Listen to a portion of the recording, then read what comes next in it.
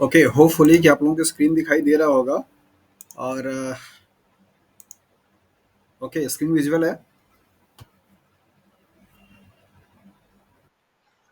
Okay, सो आज की class में बेसिकली हम लोग सेल ऑर्गेनेल्स के बारे में स्टडी करेंगे। कल की क्लास हम लोगों ने पढ़ा था जहाँ पे मेम्ब्रेन पोटेंशियल के बारे में आप लोगों को बताया गया और आप लोगों ने देखा कि डीपोलराइजेशन, रीपोलराइजेशन और हाइपरपोलराइजेशन और पोलराइजेशन और एक्शन पोटेंशियल का क्या कॉन्सेप्ट है, कौन कौन से आयंस उसके लिए रिस्पॉन्सिबल होते हैं और किस तरीके से आपका जो नर्वस कंडक्शंस है, नर्वस का इंफॉर्मेशन है वो एक सेल से दूसरे सेल्स में ट्रांजेक्शन्स होता है, क्या क्या वहाँ पे प्रोसेसेस होते हैं। तो आपसे उस वाले टॉपिक से ग्राफ बना करके आपको एरो बना करके या नंबरिंग करके दिया जाता है कि हाँ यहाँ पे ये जो पॉइंट दिया गया है वो उस पॉइंट के लिए क्या प्रोसेस हो रही होगी और कौन से आयन वहाँ के लिए रिस्पॉन्सिबल होंगे।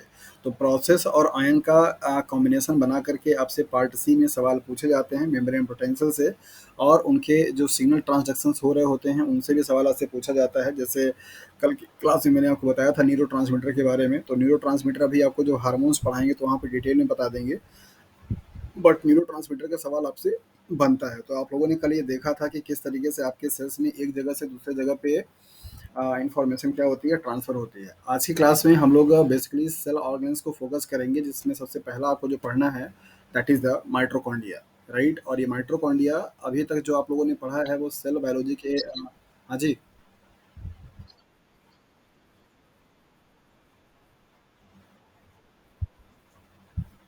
हम्म, हम्म।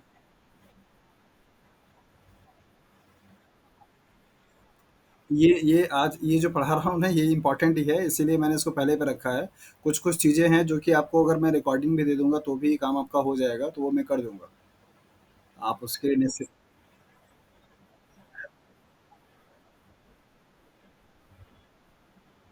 जो जो चीज़ें जहाँ से सवाल आपसे ज़्यादा बनते हैं, जो प्रॉब्लमेटिक हैं, वो मैं आपको यहाँ पे पढ़ा दूंगा। जैसे कुछ कुछ ऑर्गेनाइज है जिनको अगर मैं ऑनलाइन वैसे रिकॉर्ड करके भी दूंगा तो भी आप समझ जाएंगे, है ना। तो उन्हीं उन्हीं चीज़ों को हम लोग पढ़ेंगे जो कि ज़्यादा इंपॉर्टेंट है और जहाँ से प्रॉब्लम आपको बनता है।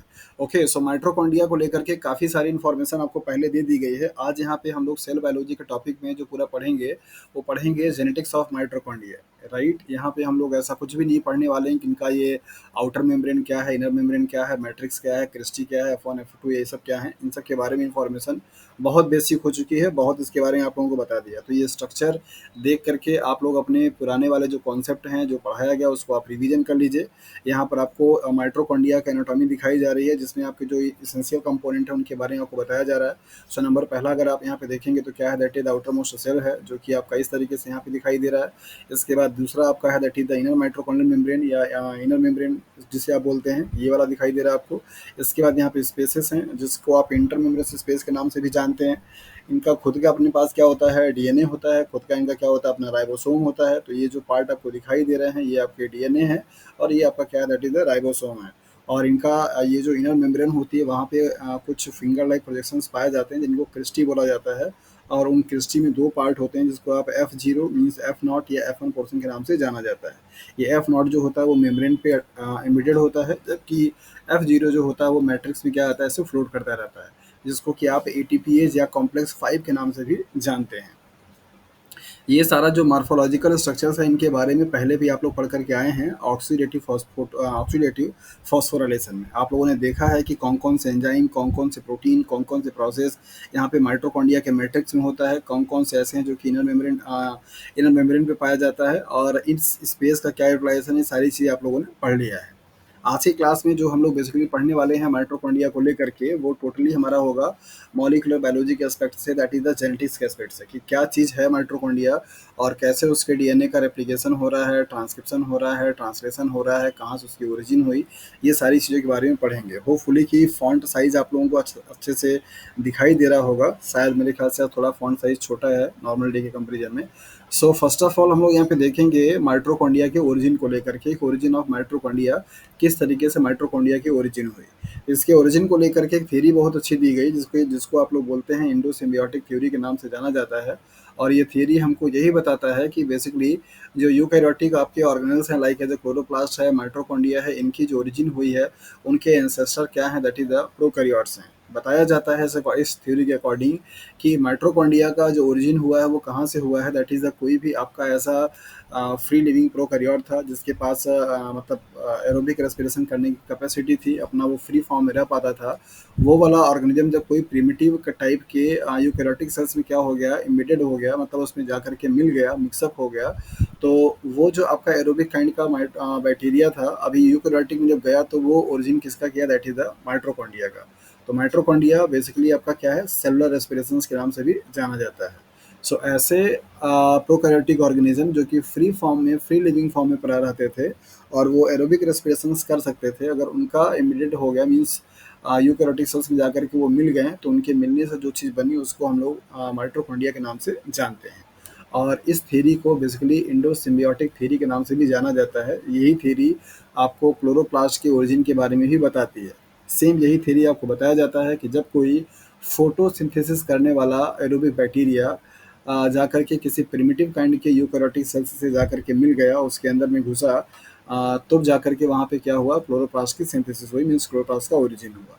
उसी तरीके से माइटोकॉन्ड्रिया के लिए आपको बताया जाता है कि जब आपका एरोबिक रेस्पिरेशन करने वाला फ्री फॉर्म में, फ्री लिविंग माइक्रोब्स जाकर के यूकेरियोटिक सेल के साथ में क्या हुआ, इंगल्फ हो गया, मतलब यूकेरियोटिक सेल्स से इंगल्फ किया, तो वो जो आपका बैक्टीरिया था वो बेसिकली एज अ माइटोकॉन्ड्रिया के रूप में क्या हुआ, ओरिजिनेट हुआ। तो इस तरीके से ओरिजिनेट हुई माइटोकॉन्ड्रिया की according to the endosymbiotic theory के नाम से। देखते हैं, जैसा कि आपको अच्छी तरीके से जानते हैं आप लोग कि ये जो माइटोकॉन्ड्रिया होता है ये मेंडल के जेनेटिक्स को फॉलो नहीं करता, तो उसको आप बेसिकली आप क्या बोलते हैं, नॉन मेंडेलियन जेनेटिक्स, मतलब इनके ऊपर जो रूल होता है वो फॉलो नहीं होता है मेंडल साहब का, तो इसको हम नॉन मेंडेलियन जेनेटिक्स के नाम से जानते हैं। आपको ये भी पता है कि माइटोकॉन्ड्रिया के पास अपने पास इनका खुद का जेनेटिक मटेरियल होता है जिसको कि आप माइटोकॉन्ड्रियल डीएनए के नाम से जानते हैं। इनके पास अपना राइबोसोम भी होता है जो कि इनके प्रोटीन की सिंथेसिस में क्या करते हैं, हेल्प करते हैं। ये बात अलग है कि माइटोकॉन्ड्रिया में पाए जाने वाले जितने प्रोसेसेस होते हैं, जितने भी एंजाइम होते हैं, जितने भी प्रोटीन होते हैं, उन सबकी सिंथेसिस माइटोकॉन्ड्रिया के डीएनए से नहीं हो सकता है। दैट इज़ वाई आप इसको सेमी ऑटोनॉमस ऑर्गेनल्स के नाम से जानते हैं, सेमी ऑटोनॉमस ऑर्गेनल्स। मतलब इसके पास रेप्लिकेशन करने की क्षमता है, ये प्रोटीन बना भी सकता है और एंजाइम भी बना सकता है, लेकिन वो सारे एंजाइम्स नहीं बना पाएगा, वो सारे प्रोटीन्स नहीं बना पाएगा जिन प्रोटीन्स की और जिन एंजाइम्स की रिक्वायरमेंट माइटोकॉन्ड्रिया के अंदर में चलने वाले सारे प्रोसेस के थ्रू होता है। तो उनमें पाए जाने वाले मैक्सिमम जो प्रोटीन और एंजाइम्स होते हैं वो न्यूक्लियर जीनोम से इनकोड किया जाता है, जबकि कुछ आपका ये भी करता है। तो क्वेश्चन आपसे यही पूछा जाता है कि माइटोकॉन्ड्रिया में पाए जाने वाले जो आपके एंजाइम्स है, प्रोटीन हैं, उनमें से कौन-कौन से ऐसे हैं जिनका जिनको इनकोड आपका माइटोकॉन्ड्रिया का डीएनए करता है, या जिनकी इनकोडिंग या सिंथेसिस आपके यूकेरियोटिक न्यूक्लियर जीनोम से होता है, राइट? तो इस तरीके के क्वेश्चंस आपसे यहाँ से पूछे जाते हैं। तो देखते हैं कि माइटोकॉन्ड्रिया का जो एक्स्ट्रा न्यूक्लियर जीन है, मतलब न्यूक्लियर जीन के अलावा आपका जो इसका ये पाया जाता है, उनका किस तरीके से ऑर्गेनाइजेशन है, कैसे ये अरेंज है माइटोकॉन्ड्रिया के अंदर में, तो इसके बारे में हमको यहाँ पे पढ़ना है। तो सबसे फर्स्ट ऑफ ऑल हम लोग देखेंगे माइटोकॉन्ड्रियल जीनोम को लेकर के, यही से सवाल आपसे बनता है। माइटोकॉन्ड्रिया का जीनोम का नेचर पूछा जाता है कि माइटोकॉन्ड्रियल डीएनए इज, तो माइटोकॉन्ड्रियल डीएनए को हम एमटी डीएनए के नाम से भी जानते हैं, इसको ऐसे लिख करके रिप्रेजेंट करते हैं। कोई जुड़ना चाह रहा है मेरे ख्याल से?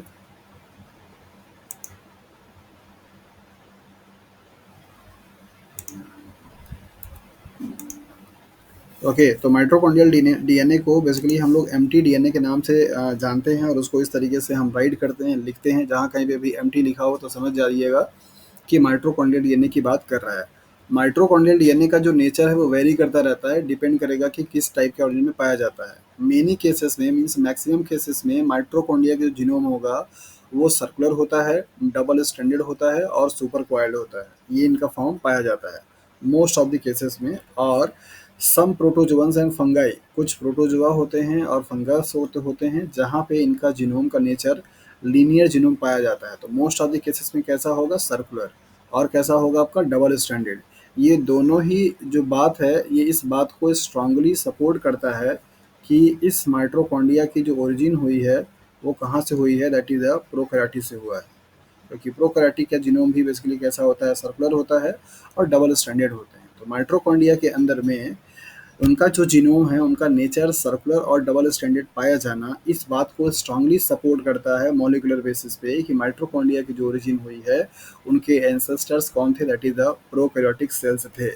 इस ये बात इंडोसिम्बियोटिक थ्योरी को बहुत ज़्यादा क्या करती है, सपोर्ट करती है, जिसकी वजह से बेसिकली ये थ्योरी बहुत ज़्यादा एक्सेप्टेड की गई और अभी तक यही थ्योरी मानी जाती है कि इसी तरीके से माइटोकॉन्ड्रिया का क्लोरोप्लास्ट का क्या हुआ, ओरिजिन हुआ। सो एक सवाल आपसे यहाँ से बनता है, इसको अच्छे से समझ लीजिए कि अगर आपको याद रखने में कन्फ्यूजन हो रहा हो तो आप ऐसे याद रखिएगा कि प्रोकैरियोटिक के जितने भी डीएनए आप देखते हैं उन सबका नेचर कैसा होता है, सर्कुलर होते हैं। सर्कुलर प्लस डबल स्टैंडर्ड होता है, राइट। इस तरीके से बैक्टीरिया का जीनोम, तो वही सेम नेचर आपका किसका होगा, माइटोकॉन्ड्रिया का। ओके, तो इनके लिए आपको बताया गया कि मैक्सिमम केसेस में माइटोकॉन्ड्रिया का जो डीएनए होगा वो सर्कुलर होगा, डबल स्टैंडर्ड होगा और सुपर क्वाइल्ड होंगे, जबकि सम प्रोटोजोअन्स एंड फंगाई में लीनियर जीनोम भी क्या है, पाया जाता है। इसके साथ साथ में जैसा कि आप लोगों ने देखा है कि यूकेरियोटिक के सेल्स में जो आपका डीएनए होता है, उन डीएनए की रैपिंग करने के लिए यहाँ पे कुछ प्रोटीन्स पाए जाते हैं और इन प्रोटीन्स के चारों तरफ उसके ऊपर क्या होता है, डीएनए आपका रैपिंग किया रहता है, जिसको कि आप न्यूक्लियोसोम मॉडल के नाम से जानते हैं। तो आपको मालूम है अच्छे तरीके से कि इस डीएनए को रैप करने के लिए, मीन्स इसके लेंथ को छोटा करने के लिए पाया जाने वाला जो प्रोटीन होता है, उस प्रोटीन को हम हिस्टोन प्रोटीन के नाम से जानते हैं। ये यूकेरियोटिक के जीनोम का ऑर्गेनाइजेशंस का बहुत बड़ा पहचान है कि वहाँ पे हिस्टोन प्रोटीन जो होती है वो पाई जाती है, जिसका नेचर कैसा होता है, बेसिक, और ये डीएनए का कैसा होता है, नेगेटिव। तो इन दोनों के साथ में बहुत अच्छे से बाइंडिंग होती है। ये वाली प्रॉपर्टी प्रोकैरियोटिक सेल्स में नहीं पाई जाती। प्रोकैरियोटिक के सेल्स में कोई भी हिस्टोन प्रोटीन नहीं होता है, वहाँ पे ऐसा न्यूक्लियोसोम जो मॉडल होता है वैसा कुछ तरीके का नहीं होता, क्योंकि वहाँ पे न्यूक्लियस आपका नहीं पाया जाता। तो न्यूक्लियोसोम मॉडल जो है वो बेसिकली किसके लिए दिया गया था, यूकैरियोटिक के जीनोम के ऑर्गेनाइजेशंस के लिए। So just like a prokaryotic cells, just like a prokaryotic DNA organizations, mitochondrial DNA has also no histone or similar kind of a proteins are associated with the mitochondrial DNA. जिस तरीके से protein का means histone proteins का absence होना prokaryotic में, same उसी तरीके से माइटोकॉन्ड्रिया के डीएनए के एसोसिएशंस के टाइम पे, एसोसिएशंस के लिए कोई भी हिस्टोन प्रोटीन या उसके ऐसा प्रोटीन्स का न पाया जाना दूसरा स्ट्रॉन्ग सपोर्ट देता है इंडो सिम्बियोटिक थ्योरी को कि माइटोकॉन्ड्रिया की ओरिजिन प्रोकैरियोटिक एंसेस्टर से ही हुआ है। तो ये दोनों ही पॉइंट बहुत इंपॉर्टेंट हैं, माइटोकॉन्ड्रिया के जीनोम का नेचर, माइटोकॉन्ड्रिया के जीनोम के ऑर्गेनाइजेशंस के लिए हिस्टोन प्रोटीन या सिमिलर प्रोटीन्स का ना पाया जाना। इस चीज़ को आप याद रखिए कि ये यूकैरियोटिक के पार्ट हैं, बट इसके बावजूद भी यहाँ पे हिस्टोन प्रोटीन नहीं पाई जाती है। देखते हैं जो इंजन,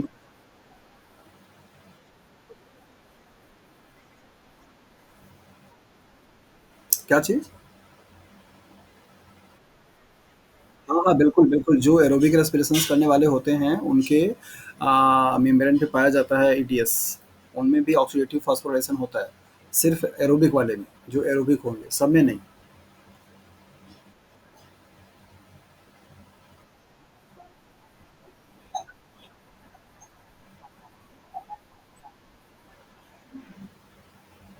हाँ, क्या हो गया।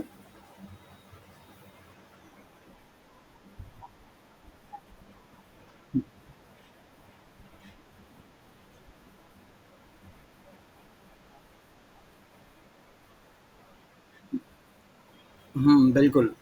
बायोलॉजिकल पूरा जो वर्ड है ना वो एक्सेप्शन से भरा पड़ा हुआ है, राइट। यहाँ पे आपको स्ट्रांगली सपोर्ट करने के लिए पॉइंट दिए जाते हैं कि मैक्सिमम मेजॉरिटी जितने भी टाइप के सेल्स देखेंगे वहाँ पे माइटोकॉन्ड्रिया का जो नेचर है वो सर्कुलर है।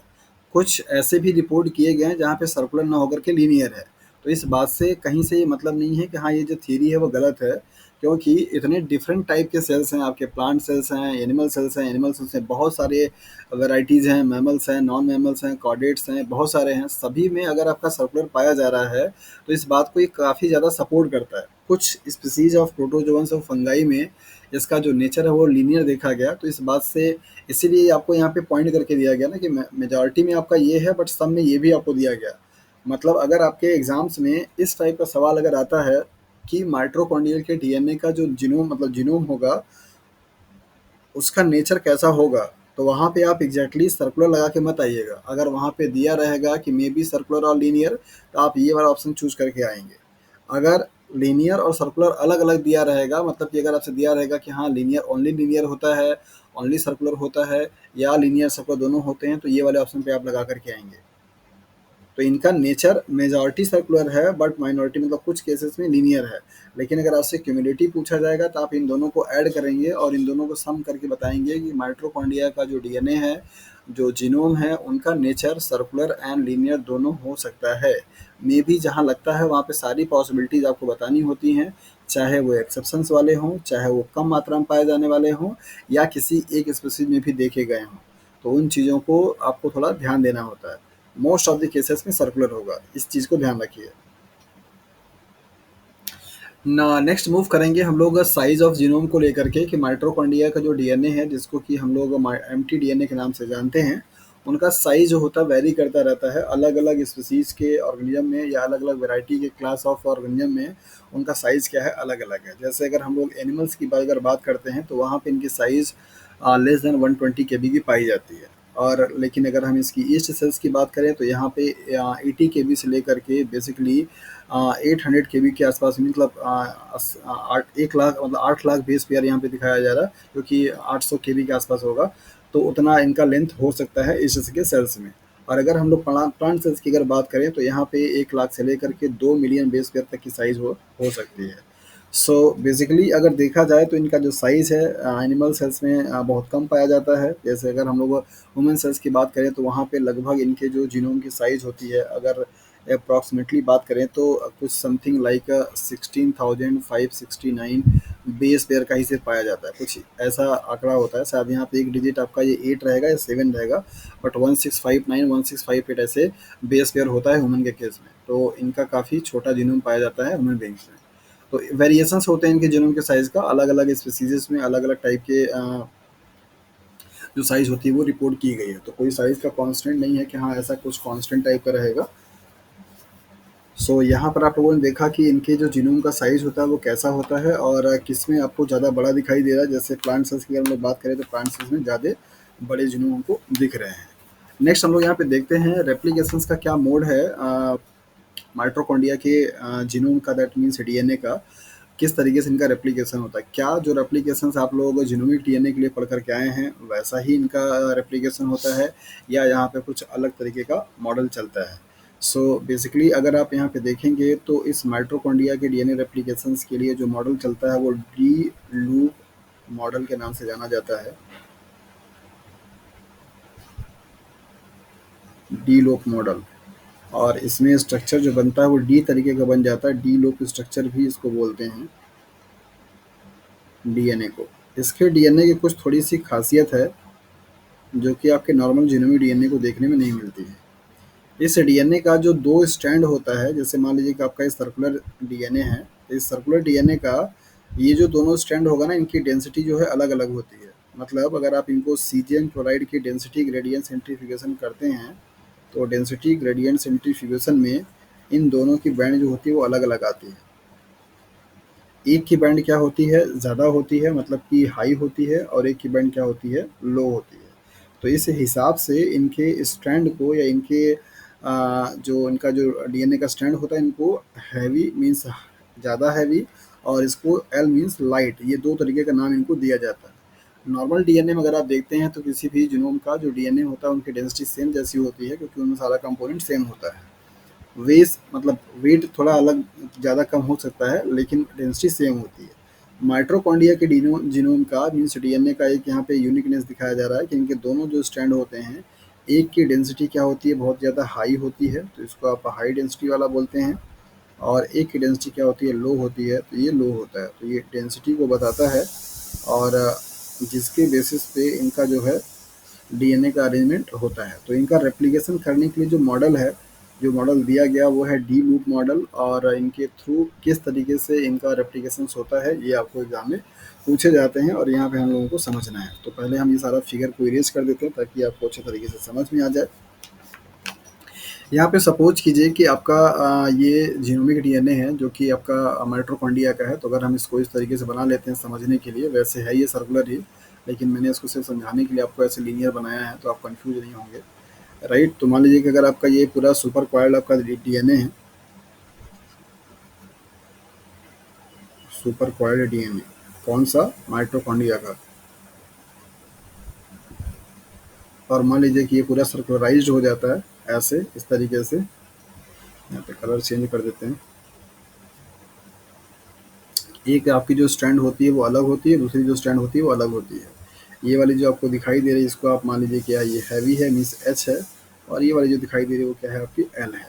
तो ये दो तरीके का आपका यहाँ पे क्या होता है, मीन्स हाई डेंसिटी है इसकी, और इसका क्या है, लो डेंसिटी है। ये दो आपके क्या है, माइटो का मतलब उसके डीएनए के स्ट्रैंड है। हैवी स्ट्रैंड है और इसके बाद आपका लो स्ट्रैंड है। इनका जो डीएनए का रेप्लिकेशन स्टार्ट होता है वो फर्स्ट ऑफ ऑल यहाँ से स्टार्ट होगा, जहाँ पे आपका कि मतलब हैवी जो आपकी स्ट्रैंड होगी, उससे क्या होगा, तो मतलब वहाँ पे ओरिजिन ऑफ रेप्लिकेशंस बनेंगे, वहाँ पे क्या होगा, आपका स्टार्ट होना शुरू हो जाएगा।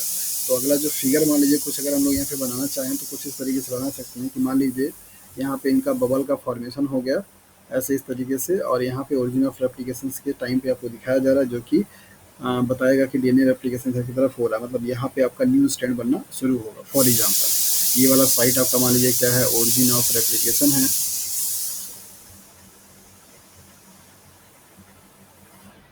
और इसके बाद आपको यहाँ पे नेक्स्ट जो डायग्राम बनेगा उसमें ये दिखेगा कि जो लाइट चेन होती है और ये जो आपका हैवी चेन होता है, हैवी चेन आपका ऐसे ओपन होता जाता है इस तरीके से, और उसका कॉम्प्लीमेंट्री यहाँ पे क्या होता है, नया स्टैंड आपका बनता जाता है। तो इस तरीके से पूरा का पूरा आपका ये बनता जाएगा।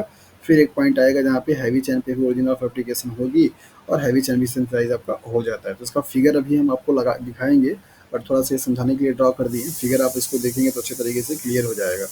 तो देखते हैं उस फिगर को पहले आसानी से। जीनोम का रेप्लिकेशन जो होगा उनका भी मोड यहाँ पे सेमी कंजर्वेटिव ही होगा। सेमी कंजर्वेटिव मोड का रेप्लिकेशन का मतलब आप लोगों ने जान लिया है कि क्या होता है, जहाँ पर आपको बताया जाता है कि मान लीजिए अगर आपका ये डीएनए का स्ट्रैंड है जिसमें कि दोनों आपके क्या है, पेरेंटल पेरेंटल है, तो अगर जब इनका सिंथेसिस होगा तो इसमें क्या होगा, एक आपका पेरेंटल बनेगा और एक क्या आपका बनेगा, न्यू बन जाएगा। ऐसे ही इसका कॉम्प्लीमेंट्री जो होगा, एक आपका क्या बनेगा, पेरेंटल बनेगा और एक क्या बनेगा, आपका न्यू बन जाएगा। ऐसे मोड ऑफ रेप्लिकेशंस को बेसिकली आप सेमी कंजर्वेटिव मोड ऑफ रेप्लिकेशंस के नाम से जानते हैं, जो कि नॉर्मल डीएनए में होता है। तो ऐसे ही यहाँ पे भी होगा semi conservative mode of replications and uses DNA polymerase specific to the mitochondrial DNA. इनका जो डीएनए पॉलीमरेज होता है वो सिर्फ और सिर्फ माइटोकॉन्ड्रिया के डीएनए को ही पॉलीमराइज करने के लिए, सिंथेसाइज करने के लिए क्या होता है, यूज होता है। ये माइटोकॉन्ड्रिया वाला DNA polymerase nuclear genomic DNA polymerase के पास नहीं जाता या वहाँ काम नहीं करता। Mitochondria DNA replications occur throughout the cell cycle without any preference. ये पॉइंट बहुत ज़्यादा इंपॉर्टेंट है। आप लोगों ने पढ़ा है कि यूकैरियोटिक में बेसिकली जो सेल साइकिल होती है, उन सेल साइकिल में जो फेजेस होते हैं, जिसमें कि आपने पढ़ा that is G1, S, G2 और M। रेप्लिकेशंस की बात जब भी आप आती है तो आप बताते हैं कि एस फेज में क्या होता है, डीएनए रेप्लिकेशंस की प्रोसेस की जाती है, दैट इज वाई आप उसको एस फेज बोलते हैं, क्योंकि वहाँ पे क्या होता है, सिंथेसिस होती है। तो एस फेज में सिंथेसिस फेज।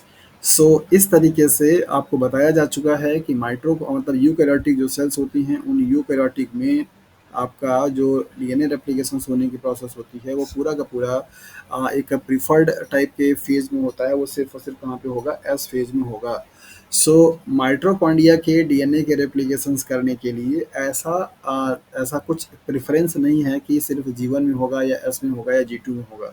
वो throughout the cell cycle कभी भी किसी भी टाइम पे जो है वो होती रहती है। यही सेम बिहेवियर प्रोकैरियोटिक में जब आपने लोग जब बैक्टीरिया के बारे में पढ़ा था, तो वहाँ पे भी आपको बताया जाता है कि बैक्टीरिया के केसेस के लिए कि प्रोकैरियोटिक में भी कोई सेल साइकिल का ऐसा सच नहीं पाया जाता। वहाँ पे सेल साइकिल होते ही नहीं है, वहाँ पे सारा का सारा डिवीजन अमाइटोटिक होता है। जबकि आपने पढ़ा है कि ये जो सेल साइकिल है वो माइटोसिस के लिए या मियोसिस के लिए बताई जाती है। तो प्रोकैरियोटिक में भी कोई ऐसा प्रेफरेंस वाला फेज नहीं पाया जाता है डीएनए के रेप्लिकेशंस के लिए, जस्ट लाइक अ माइटोकॉन्ड्रिया। ये बात भी सपोर्ट करता है एंडोसिम्बियोटिक थ्योरी को कि किस तरीके से यूकैरियोटिक का जो ये पार्ट बना माइटोकॉन्ड्रिया, वो आपका प्रोकैरियोटिक सेल्स से क्या हुआ है, ओरिजिन हुआ है। सो ये दोनों जो पॉइंट हैं आपको यहाँ से एग्जाम में प्रॉब्लम बना करके दिया जाता है कि क्या माइटोकॉन्ड्रिया का डीएनए मतलब माइटोकॉन्ड्रियल डीएनए की सिंथेसिस कब होगी, ये आपसे सवाल पूछा जाता है। तो मोस्ट ऑफ टाइम पे क्या दिमाग में चलता रहता है कि अच्छा ये यूकैरियोटिक सेल्स की बात हो रही है और हम लोगों ने पढ़ा है कि यूकेरियोटिक सेल्स का जो डीएनए रेप्लिकेशन होगा कहाँ पे होगा, एस फेज में होगा। तो डेफिनेटली हम क्या करेंगे, एस फेज में लगा करके चले जाते हैं, जो कि गलत हो जाएगा। ये यूकेरियोटिक का पार्ट ज़रूर है माइटोकॉन्ड्रिया, लेकिन माइटोकॉन्ड्रिया के खुद के डीएनए की बात हो रही है, जो कि नॉर्मल जो जीनोमिक डीएनए होता है उससे डिफरेंट बिहेवियर शो करता है, और वहाँ के कंपैरिजन में यहाँ पे चीज़ें क्या होती हैं, अलग होती हैं। अभी आप आगे के स्लाइड में देखेंगे कि इनका जो जेनेटिक कोडॉन होता है वो भी आपके यूनिवर्सल न्यूक्लियर जो जेनेटिक कोडॉन होते हैं उनसे क्या होता है, डिफर होता है, और जहाँ से आपसे एग्जाम में प्रॉब्लम बना करके पूछे जाते हैं। तो आपने यहाँ पे देखा कि बेसिकली जो आपका माइटोकॉन्ड्रिया का डीएनए है उसका replication throughout the cell cycle होता रहता है, कोई ऐसा प्रेफरेंस वाला ऑर्डर नहीं है। Two strand of mitochondria have a different density because bases are not equally distributed. दोनों पे इक्वल जो डिस्ट्रीब्यूशन होता है वो इक्वल डिस्ट्रीब्यूशन नहीं होता है, दैट इज़ वाई उनकी डेंसिटी क्या होती है, अलग अलग होती है। दैट इज़ वाई जिनकी डेंसिटी क्या होगी, ज़्यादा होगी, उनको आप एस स्टैंड या हैवी स्टैंड, और जिनकी डेंसिटी कम होती है उनको आप लो स्टैंड या लाइट स्टैंड के नाम से भी जाना जाता है। ज़्यादा करेक्ट होगा that is heavy and light, जिस तरीके से आप एंटीबॉडी में पढ़ करके आए हैं हैवी एंड लाइट चेन, वैसे ही यहाँ पे हैवी एंड लाइट स्टैंड होता है। तो हैवी स्टैंड को रिप्रेजेंट करते हैं एच से, और लाइट स्टैंड को रिप्रेजेंट करते हैं एल से। ओके, डेंसिटी के। हाँ जी।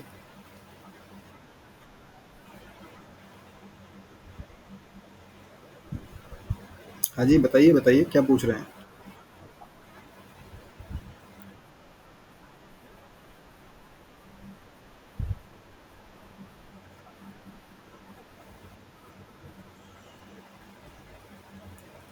अमीर का सवाल जो है वो सुन नहीं पाया मैं, शायद इनकी आवाज़ कट रही है, कोई दूसरा अगर पूछ सकता है वही चीज़ तो बताए।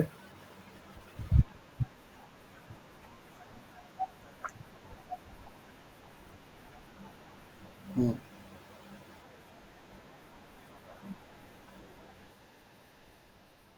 हम्म।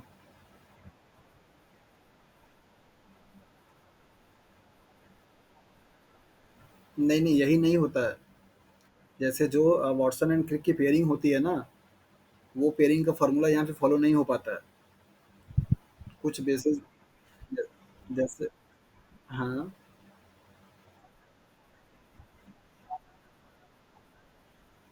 नहीं नहीं, यहाँ पे ये वाला कॉन्सेप्ट नहीं है, इसको डायरेक्टली माइटोकॉन्ड्रियल डीएनए बोलते हैं। ए बी जेड जो डीएनए है ना वो जीनोमिक डीएनए को रिप्रेजेंट करने के फॉर्म है। मतलब आप इसको अगर अगर आप आपके मन में ये सवाल है कि सर इसको क्या हम बी डीएनए या जेड डीएनए या ए डीएनए क्या बोल सकते हैं, तो ये उससे रिलेट नहीं है, ये एक्स्ट्रा न्यूक्लियर डीएनए है जिसको कि आप माइटोकॉन्ड्रियल डीएनए के नाम से ही जानते हैं। ए ए बी जेड जो फॉर्म दिया गया वो मेन जो न्यूक्लियर जीनोम होता है उसके फॉर्म्स को रिप्रेजेंट करने के लिए दिए गए हैं वो। हम्म। नहीं, ये यूकेरियोटिक जो जीनोम होते हैं उनके लिए बोला जाता है, प्रोकैरियोटिक के लिए नहीं। प्रोकैरियोटिक में आपका जो डीएनए मतलब जो क्रोमोसोम है वो पूरी तरीके से कंप्लीट नहीं है, कंप्लीट पैकिंग उसकी नहीं होती है, वो न्यूक्लियॉइड के फॉर्म में होता है। तो ए बी जेड ये सब जितने फॉर्म आपको पढ़ाए गए हैं ये सब के सब न्यूक्लियर यूकेरियोटिक जीनोम को रिप्रेजेंट करने के लिए दिए जाते हैं, प्रोकैरियोटिक के लिए नहीं।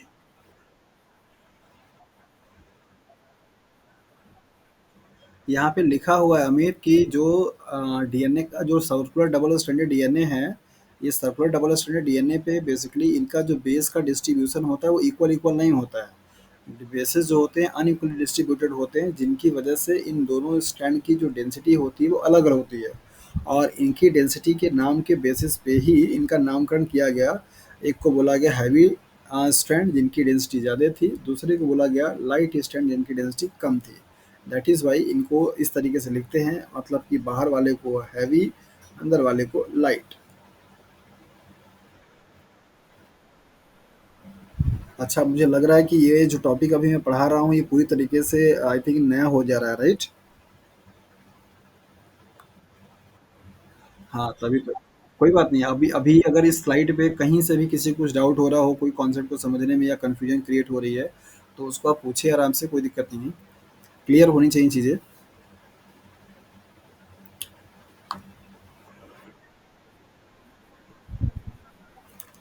सेकंड लाइन मतलब कि जहाँ पे ग्रीन वाला मार्कर चला हुआ है।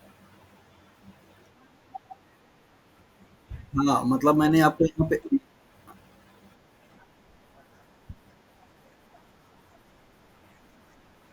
हाँ, हाँ। बिना हिस्टोन के भी सुपर कॉइलिंग हो सकती है, जैसे कि बैक्टीरिया में जो डीएनए का कॉइलिंग होती है, सुपर कॉइलिंग होती है, वो बेसिकली हिस्टोन लाइक प्रोटीन होती है, हिस्टोन प्रोटीन नहीं होता। मतलब कुछ बेसिक प्रोटीन होती हैं जिनको कि आप एग्जैक्टली हिस्टोन नहीं बोलते हैं। तो वैसे ही यहाँ पे भी प्रोटीन पाई जाती है जिनका नेचर बेसिक होता है। बगैर प्रोटीन के मतलब कि डीएनए का जो ऑर्गेनाइजेशन है वो हो ही नहीं सकता है। डीएनए आपका थ्रेड लाइक स्ट्रक्चर है। और जबकि आपने देखा है कि जब आप रेप्लिकेशन पढ़ते हैं तो वहाँ पे आपको फिगर कैसा दिखाई जाता है, डीएनए पूरा सुपर कॉइल्ड फॉर्म में रहता है। सुपर कॉइल्ड फॉर्म में नहीं रहेगा तो चल नहीं पाएगा, क्योंकि आपका सपोज कीजिए कि डीएनए की लेंथ बहुत ज़्यादा होती है, बहुत ज़्यादा। और इसको छोटे से सेल्स के छोटे से न्यूक्लियस में क्या होना कम्पैक्ट होता है, होना होता है। तो ये छोटे से न्यूक्लियस के सेल्स में आपको जब सेल्स के न्यूक्लियस में कॉम्पैक्ट होना है तो ज़रूरी होती है कि इनकी पूरी प्रॉपर क्या की जाए, फोल्डिंग की जाए। दैट इज़ वाई यहाँ पे प्रोटीन मॉलिक्यूल्स मिल करके एकदम प्रॉपर क्या करते हैं, उसको सुपर फोल्ड करते हैं। फोल्डिंग और फिर सुपर फोल्डिंग होती है, इसको आप सुपर कॉइलिंग बोलते हैं। इस तरीके से पूरा ऑर्गेनाइज होकर के तब जाकर के कॉम्पैक्टली इस न्यूक्लियस में भर पाते हैं। आप इमेजिन कीजिए कभी कि आपके सेल्स की जो साइज है वो कितनी है। यूकेरियोटिक सेल्स की साइज क्या होती है, 10 to 100 माइक्रोमीटर, राइट।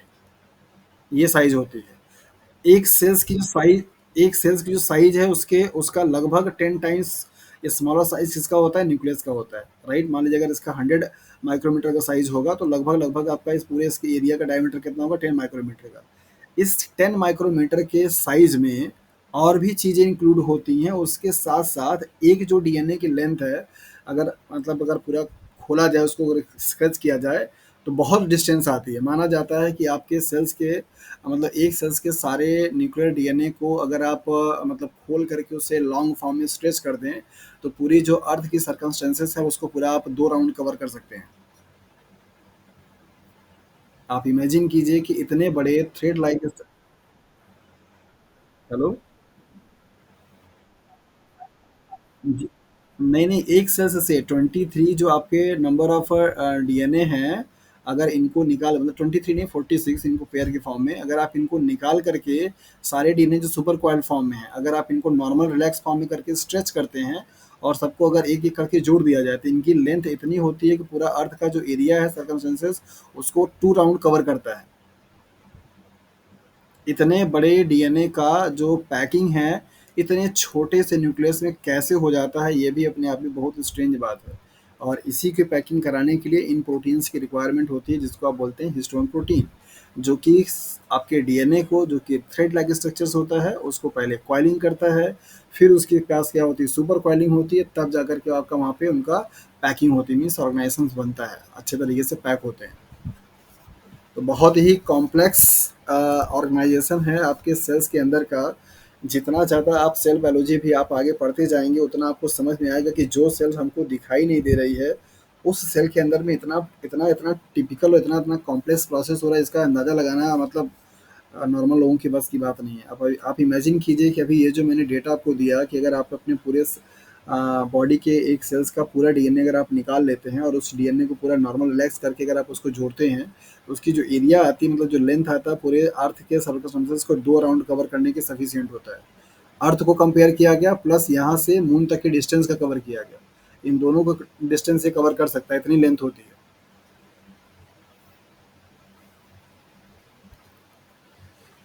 ओके, तो आते हैं पहले इनके सवाल पे। हाँ, पूजा के, तो पूजा का सवाल था कि ये सेकंड वाली लाइन क्या बताना चाहती है, तो इसको हम लोग यहाँ पे देख लेते हैं। इस सेकंड लाइन आपको यही बता रही है कि नॉर्मली यूकेरियोटिक के सेल्स में जो डीएनए का रेप्लिकेशन होता है वो सेल साइकिल में अगर आप बात करेंगे तो सेल साइकिल बेसिकली क्या है, एक ग्राफिकल रिप्रेजेंटेशन होता है सेल के डिवीजन का, जहाँ पर आपको बताया जाता है कि सेल डिवीजन एक स्टेप बाय स्टेप जो है तो प्रोसेस होती है। तो यहाँ पे 4 फेजेस दिए जाते हैं, जी1 फेज दिया जाता है, एस फेज दिया जाता है, जी2 फेज दिया जाता है, राइट। और इनको मिला करके आप कलेक्टिवली क्या बोलते हैं, दैट इज़ द इंटरफेज बोलते हैं। यहाँ से लेकर के यहाँ तक की जो प्रोसेस होती है उसको आप क्या बोलते हैं, दैट इज़ द इंटरफेज।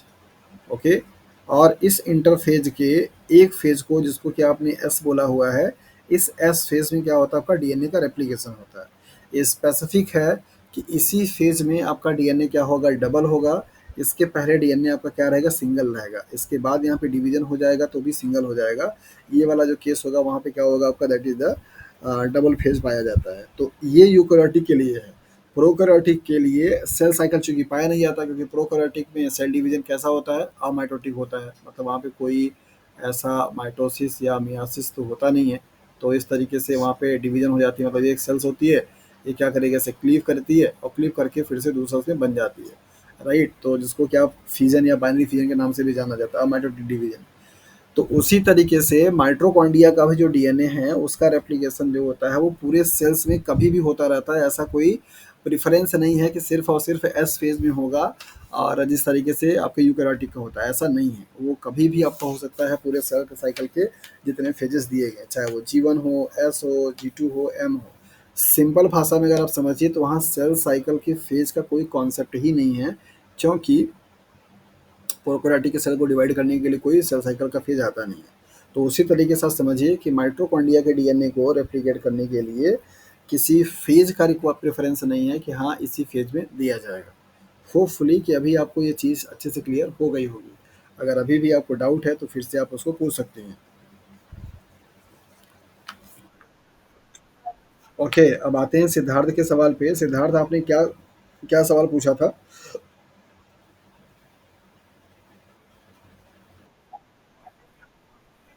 हाँ, ये सुपर क्वालिंग कहाँ गया, सुपर क्वालिंग ये है। सुपर कॉइलिंग होने के लिए बेसिकली बेसिक प्रोटीन्स होती हैं, ना कि हिस्टोन प्रोटीन। मतलब उनका नेचर भी बेसिक ही होता है, लेकिन वो हिस्टोन प्रोटीन नहीं होती हैं, हिस्टोन लाइक प्रोटीन होती है। इस तरीके से माइटोकॉन्ड्रिया में पाया जाता है। तो यहाँ पे जो स्टेटमेंट दिया गया था वो हिस्टोन को लेकर के दिया गया था, क्योंकि ये जो सवाल है ना बड़ा ट्रिकी हो जाता है। हम सब लोग ये गलती करके चले आते हैं कि प्रोकैरियोट मतलब कि आपका जो माइटोकॉन्ड्रिया है वो एक यूकैरियोटिक सेल्स है, और यूकैरियोटिक के डीएनए में तो बेसिकली हिस्टोन प्रोटीन पाया जाता है। तो आप बहुत ही कॉन्फिडेंस में आकर के हिस्टोन लगा करके चले आते हैं, जो कि गलत हो जाता है। आपको ये समझना होगा कि यहाँ पे माइटोकॉन्ड्रिया की जीनोम की बात की जा रही है, न कि जीनोमिक डीएनए की बात की जा रही है। माइटोकॉन्ड्रिया की जो डीएनए है उसका टोटल का टोटल बिहेवियर और एटमॉस्फेयर अलग है as compare to the nuclear genomic DNA के। और भी कोई सवाल है? चलिए आगे की तरफ हम लोग मूव करते हैं। अभी तक आप लोगों ने देखा कि बेसिकली जो आपका माइटोकॉन्ड्रिया का डीएनए होता है उसका रेप्लिकेशंस कैसा होगा, उसके करने के लिए कौन सा मॉडल दिया जाता है। तो आपको मैंने बताया कि यहाँ पे डी लूप मॉडल दिया गया, और वहाँ पे डी जैसा स्ट्रक्चर का फॉर्मेशन होता है जिसकी बेसिस पे ये नाम दिया गया। माइटोकॉन्ड्रिया के डीएनए का दोनों जो स्ट्रैंड होता है वो एक जैसा नहीं होता, वहाँ पे डेंसिटी का वेरिएशन होता है। दैट इज़ वाई उनको हैवी और लाइट स्ट्रैंड के नाम से जाना जाता है। ये फिगर आपको बताएगा कि बेसिकली इंडोसिम्बियोटिक थ्योरी क्या है और किस तरीके से ओरिजिन हुआ, जो कि पहले मैं आपको समझा चुका था। तो मान लीजिए कि आपका यहाँ पे प्रोकैरियोटिक सेल्स है जो कि एंसेस्टर का काम कर रहा है, और इसके बाद यहाँ पे इनफोल्डिंग हो रहा है प्लाज्मा मेम्ब्रेन का, जो कि आपका न्यूक्लियस का फॉर्मिंग कर रहा है। एरोबिक बैक्टीरिया है ये आपका, ये बना एरोबिक बैक्टीरिया जब आपके किसी भी आ, इस तरीके से प्रोकैरियोटिक सेल्स का जो आपका एरोबिक बैक्टीरिया है वो इंगल्फ हुआ आपके यूकैरियोटिक के सेल्स में, जहाँ पे न्यूक्लियस है। अगर आपका साइनोबैक्टीरिया होगा जो कि फोटोसिंथेसिस कर रहा होगा, अगर ये इंगल्फ होगा तो क्या बनाएगा, क्लोरोप्लास्ट बना लेगा। और एरोबिक बैक्टीरिया है जो कि आपका रेस्पिरेशन कर रहा होगा, अगर ये इंगल्फ होगा तो क्या बनाएगा, माइटोकॉन्ड्रिया बना लेगा। तो यही स्टेटमेंट दिया जाता है कि साइनोबैक्टीरिया एक ऐसा बैक्टीरिया है जो कि फोटोसिंथेसिस कर सकता है। तो फोटोसिंथेसिस करने वाले बैक्टीरिया का जब इंगल्फिंग हुई तो क्या बना, दैट इज द क्लोरोप्लास्ट। और एरोबिक रेस्पिरेशन करने वाले का जब हुआ तो क्या बना, दैट इज द माइटोकॉन्ड्रिया। यही स्टेटमेंट बताता है आपको इंडोसिम्बियोटिक थ्योरी का। तो देखते हैं आगे कि हम लोगों का जो रेप्लिकेशंस का जो कॉन्सेप्ट है वो क्या है और किस तरीके से यहाँ पे होता है। आपको बताया जा रहा है कि उनकी रेप्लिकेशन स्टार्ट कैसे होती है। Synthesis of H strand started at replication origin to form D structure. D type का स्ट्रक्चर यहाँ पे बनता है, जैसा कि मैं आपको बता रहा था कि मान लीजिए कि अगर आपका ये एल स्ट्रैंड है और ये आपका क्या है, डी स्ट्रैंड है। तो यहाँ पे पहला फिगर जो आप देखेंगे तो आपको दिखाई देगा कि एल स्ट्रैंड के अलावा यहाँ पे डी स्ट्रैंड में एक ओरिजिन ऑफ रेप्लिकेशंस का फॉर्मेशन होगा। थोड़ा सा यहाँ पे बबल लाइक स्ट्रक्चर आपको दिखाई देगा, लाइक दैट ऐसे हो जाता है। और यहाँ पे बेसिकली क्या होगा, न्यू स्ट्रैंड जो होगी वो सेंसाइज हो जाती है इस तरीके से। तो इसको आप बेसिकली क्या बोलते हैं, डी लूप स्ट्रक्चर। मतलब ये डी जैसा आपको क्या है, दिखाई दे रहा है। यही आपको बताया जा रहा है। ये आपका क्या है, दैट इज एच स्ट्रैंड है, और ये क्या है आपका एल स्ट्रैंड है। तो सिंथेसिस सबसे पहले स्टार्ट कहाँ पे हुई है, हैवी स्ट्रैंड पे। मतलब डेंसिटी इसकी हाई है, ये ही सवाल आपसे पूछा जा चुका है। माइटोकॉन्ड्रिया के डीएनए का रेप्लिकेशन फर्स्टली इनिशिएट किस पे होता है, लाइट चेन पे, मतलब लाइट स्ट्रैंड पे या हैवी स्ट्रैंड पे। ओके, और माइटोकॉन्ड्रिया के डीएनए का रेप्लिकेशन के लिए कौन सा मॉडल फॉलो होता है या किस तरीके से होता है, तो उसके लिए आंसर आपको बताया कि that is the D loop का फॉर्मेशन होना। बताया गया कि as the new H strand extended to half, जैसे ही आपका ये जो न्यू एच स्ट्रैंड बन रहा है, और ये क्या है आपका डी लूप है, जिसको कि आपने हैवी स्ट्रैंड बोला हुआ है, और ये क्या है आपका लाइट स्ट्रैंड है। जैसे ही मतलब रेप्लिकेशन आपका स्टार्ट हुआ, मतलब जहाँ पे ये आपका क्या था, ओरिजिन ऑफ रेप्लिकेशन, जहाँ पे ओरिजिन ऑफ रेप्लिकेशन से हुआ वहाँ पे आपका जा करके क्या बना, दैट इज द नया स्ट्रैंड बनना शुरू हो गया। तो ओरिजिन ऑफ रेप्लिकेशन पे न्यू स्ट्रैंड जो कि आपकी हैवी है वो क्या हुई, बनी। और जैसे ही बनते बनते बनते बनते ये हाफ आप एच डी एन ए, मतलब कि जो एच डी एन ए का पूरा दिखाई दे रहा है, हाफ वे अगर आपका आ जाएगा, मतलब आधा सिंथेसाइज हो जाएगा, तो वहाँ से फिर आपका एल का सिंथेसिस होना क्या होता है, शुरू हो जाता है। यही स्टेटमेंट यहाँ पे आपको लिखा गया है कि as the new strand H strand extend to the halfway, आधा पहुँच जाता है, initiation of synthesis of L strand at second replication of origin started. तो सपोज कि अगर मैं आपको यहाँ पे फिगर बनाऊं कि ये आपका एल स्टैंड है और ये आपका एच स्टैंड है, और एच स्टैंड का स्ट्रक्चर अब कुछ इस तरीके से बन जाए कि ये इसका डी लूप का स्ट्रक्चर आपको ऐसे दिखाई दे रहा है। अभी यहाँ पे पूरा का पूरा कॉम्प्लीमेंट्री जो डीएनए है इसका ये बन रहा है इस डायरेक्शन में। तो अब अगर सपोज अगर ये हाफ को रिप्रेजेंट करता है, तो यहाँ से बेसिकली जो होगा अब लाइट चेन का भी क्या होगा, मतलब लाइट स्ट्रैंड का भी सिंथेसिस होना शुरू हो जाएगा। मतलब एक आपका रेप्लिकेशन ओरिजिन यहाँ पे बनेगा, और इसके बाद आपका इस एल वाले स्ट्रैंड का कॉम्प्लीमेंट्री क्या होगा, बनना शुरू हो जाएगा। सो इनिशियली जो आपका रेप्लिकेशन स्टार्ट होगा वो किससे स्टार्ट होगा, एच स्ट्रैंड से। स्टार्ट होने के बाद वो जब एलोंगेशन होगा, तो एलोंगेशन के टाइम पे half of the H D N A जब सिंथेसिस हो जाएगा स्ट्रैंड का, तो वहाँ पे एल स्टैंड पे एक दूसरा आपका ओरिजिन ऑफ रेप्लिकेशन बनेगा, जहाँ से अब एल स्टैंड का कॉम्प्लीमेंट्री बनना क्या होगा, शुरू हो जाएगा। तो इस तरीके से करते करते आपकी पूरी स्ट्रैंड क्या होती है, सिंथेसाइज हो जाती है। तो आप इसको यहाँ पे देख सकते हैं। So both strand are completed by continuous replication, दोनों ही जो स्ट्रैंड आपके होते हैं, एच स्ट्रैंड और एल स्ट्रैंड, इनका रेप्लिकेशन कॉन्टिन्यूअसली क्या है, होता रहता है, और पूरा फाइनली एक तरीके से इनकी कॉपी क्या होती है, तैयार हो जाती है। तो ये वाला आपका कॉम्प्लीमेंट्री इनका बन जाएगा, ये वाला कॉम्प्लीमेंट्री इनका बन जाएगा, तो दोनों स्ट्रैंड आपके क्या होते हैं, बन जाते हैं। सो यहाँ पर आप इस फिगर को देख सकते हैं कि मान लीजिए आपका ये माइटोकॉन्ड्रियल डीएनए है, यहाँ पे ब्लू और ब्लैक करके दिखाया गया है, और यहाँ पे आपकी एक स्ट्रैंड क्या है, एच है, दूसरी स्ट्रैंड क्या है आपकी, एल है। तो पहले यहाँ पर आपको दिखाया गया कि ओरिजिन एच है जो कि ब्लू लाइन है, तो ब्लू वाली लाइन को आपको दिखाया जा रहा है कि ये पहले एच बनेगा, हाफ यहाँ पर आ जाएगा, तो आपका क्या होगा, दैट इज एच का सिंथेसिस होने के बाद फिर अब एल का स्टार्ट होगा।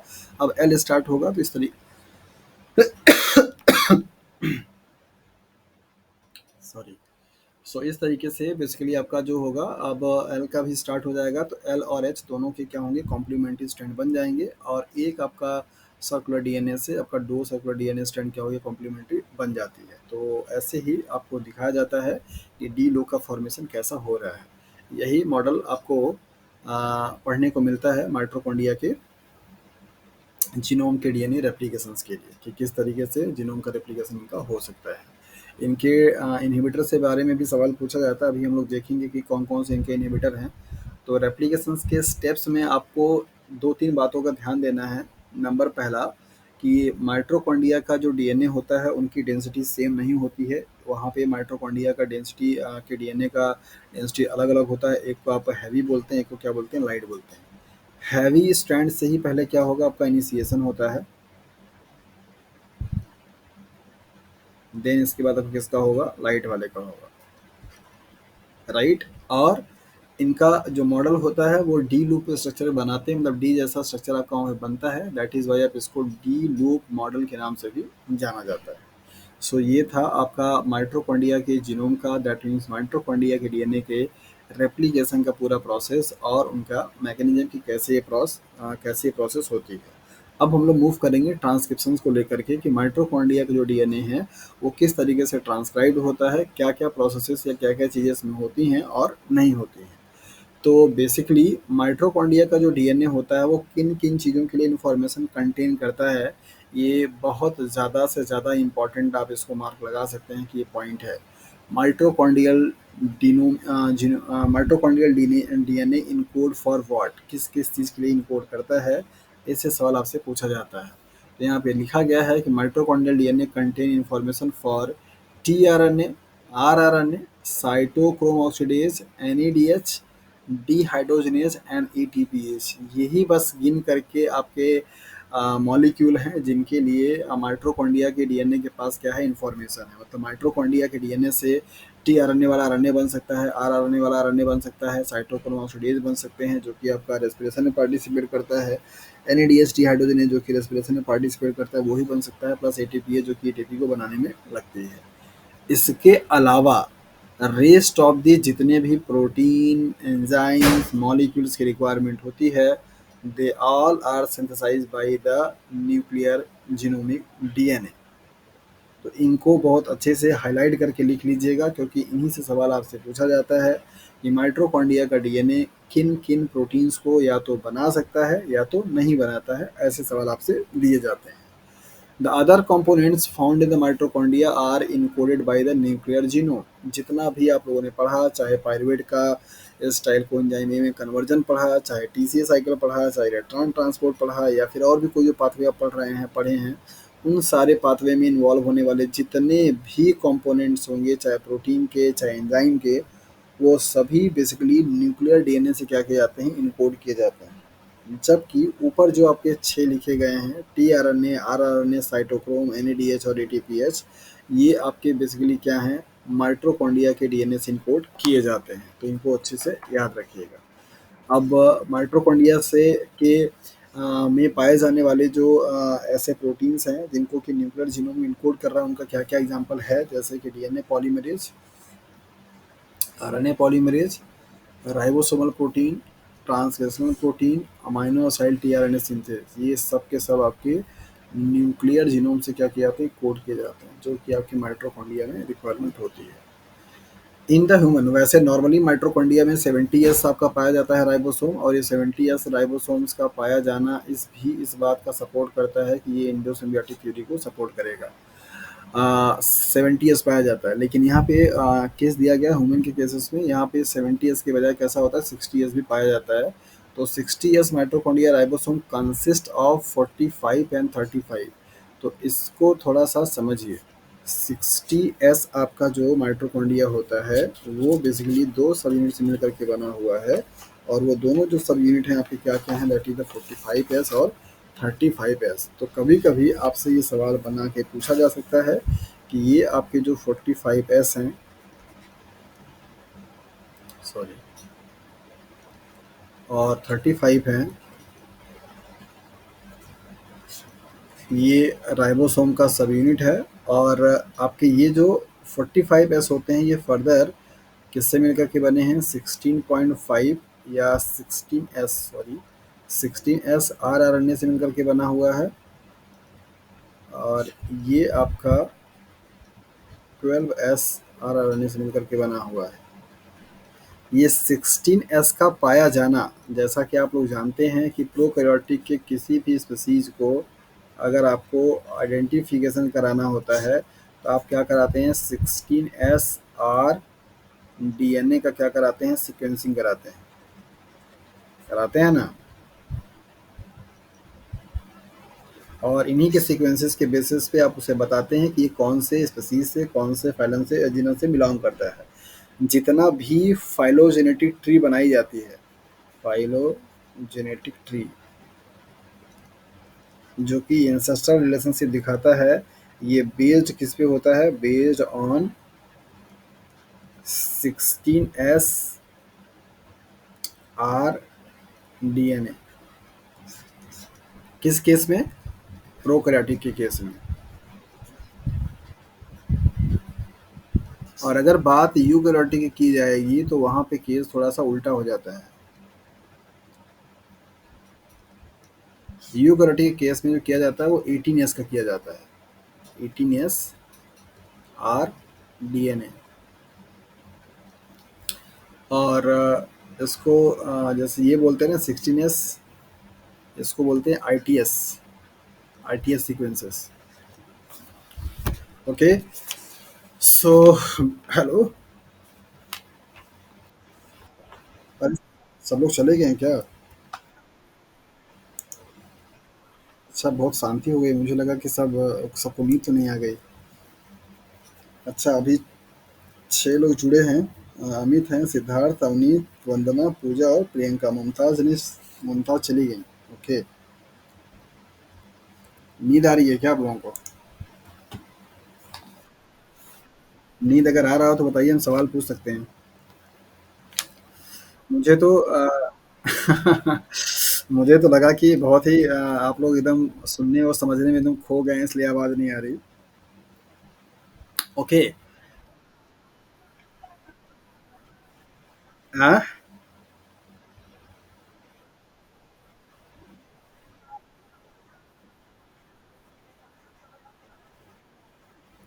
ओके। सो ये सारा बहुत सारा इन्फॉर्मेशन मैंने यहाँ पे आपको लिख दिया है, और आप अगर इसको कुछ कर रहे हो तो उसको कर लीजिए, क्योंकि ये बड़ा इंपॉर्टेंट चीज़ है। कई बार सवाल आपसे पूछा जाता है। यूकेरियोटिक अगर आप यूकेरियोटिक अगर आप फाइलोजेनेटिक ट्री बनाते हैं तो वहाँ पे 18S करते हैं। प्रोकैरियोटिक अगर आप बनाते हैं तो वहाँ पे 16S आर डी एन ए क्या जाता है, सीक्वेंसिंग कराई जाती है। तो 16S जो राइबोसोमल आपका पाया जाता है माइट्रो ह्यूमन की माइट्रोकॉन्ड्रिया में, उसकी जो यूनिट है 45S, 35S। और 45S में आपका क्या है, 16S are are N A है, और इसके बाद इसमें क्या है, 12S are are N A पाया जाता है।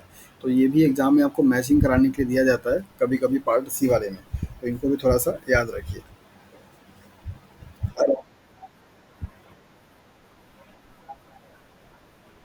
70S के हाँ, मतलब जो 70S आपका होगा उसमें जो आपके यूनिट होते हैं 50S और 30S वाले में, उनके सब यूनिट में पाया जाता है 16S।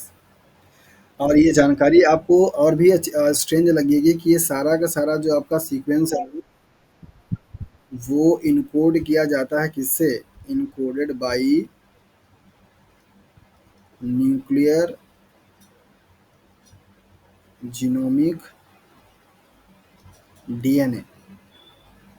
ये जितना भी आप लोगों ने यहाँ पे तामझाम देखा, ये वाले को लेकर के, यहाँ से लेकर के 16S से लेकर के पूरा का पूरा ये वाला, ये सब का सब आपका जो कोड किया जा रहा है किससे, that is the genomic DNA से। किससे किया जा रहा है, जीनोमिक डीएनए से। तो इसको भी थोड़ा सा समझिएगा। कभी कभी आपसे सवाल ये भी कर दिया जाता है कि जो इनका राइबोसोमल राइबोसोम्स के जो पाए जाने वाले जो कंपोनेंट में जो पार्ट है वो किससे कोड होता है, माइटोकॉन्ड्रिया का डीएनए से होता है या जीनोमिक डीएनए से। तो इनका जो फैक्ट है वो ये है कि ये जीनोमिक डीएनए से कोड किए जाते हैं। ओके। सो नेक्स्ट पॉइंट देखते हैं यहाँ पे हम लोग। तो उसके लिए थोड़ा सा हमको ये रफ करना पड़ेगा। होपफुली कि आप लोगों ने इसको जो समझना होगा, लिखना होगा, लिख लिया होगा।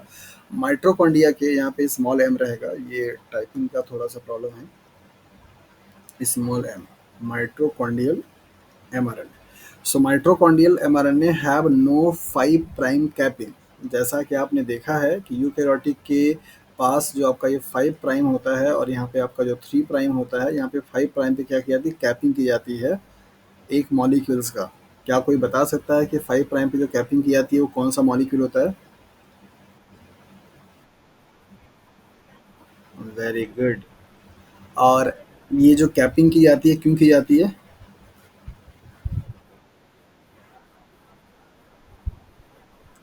हाँ जी, जब आपका ये सिंथेसिस जो होती है वो कहाँ पे होता है, न्यूक्लियस में होता है। तो न्यूक्लियस से जैसे ही आपका क्या आता है, बाहर आता है साइटोप्लाज्म में, तो यहाँ पे बहुत सारे न्यूक्लियस एंजाइम पाए जाते हैं जो कि इसको खराब मतलब कट कर सकते हैं। सो उस चीज़ को प्रोटेक्शंस करने के लिए, मतलब कि सिंपली ये क्वेश्चन सीएसआईआर में आ चुका है कि role of 5 prime capping.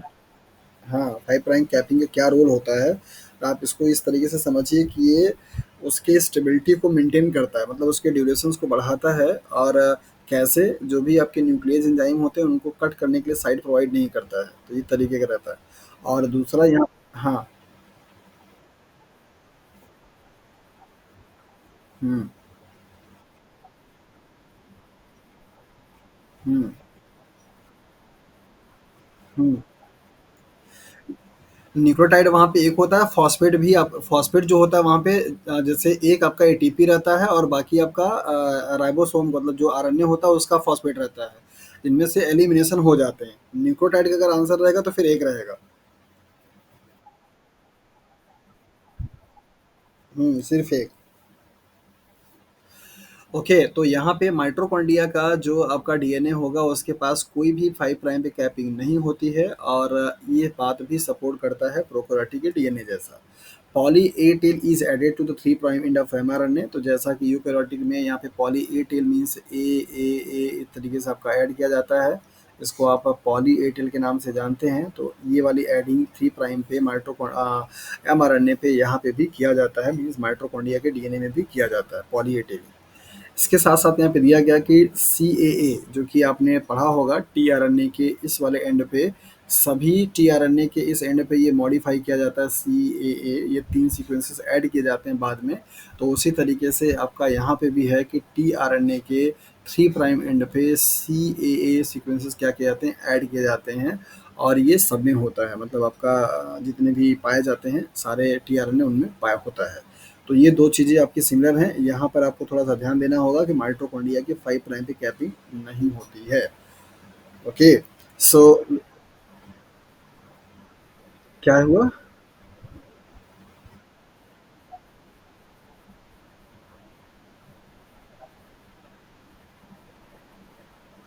Poly A telling का ना काम सिग्नलिंग के लिए ज़्यादा होता है एज़ कम्पेयर टू बचाने के।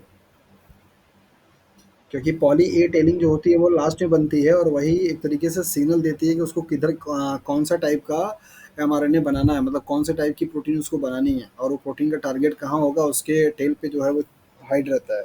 तो पॉली ए टेल जो होती है वो रिकॉग्निशन सीक्वेंस मानी जाती है और उसके बेसिस पे प्रोटीन का फ्यूचर क्या फेट जो है वो डिसाइड होता है।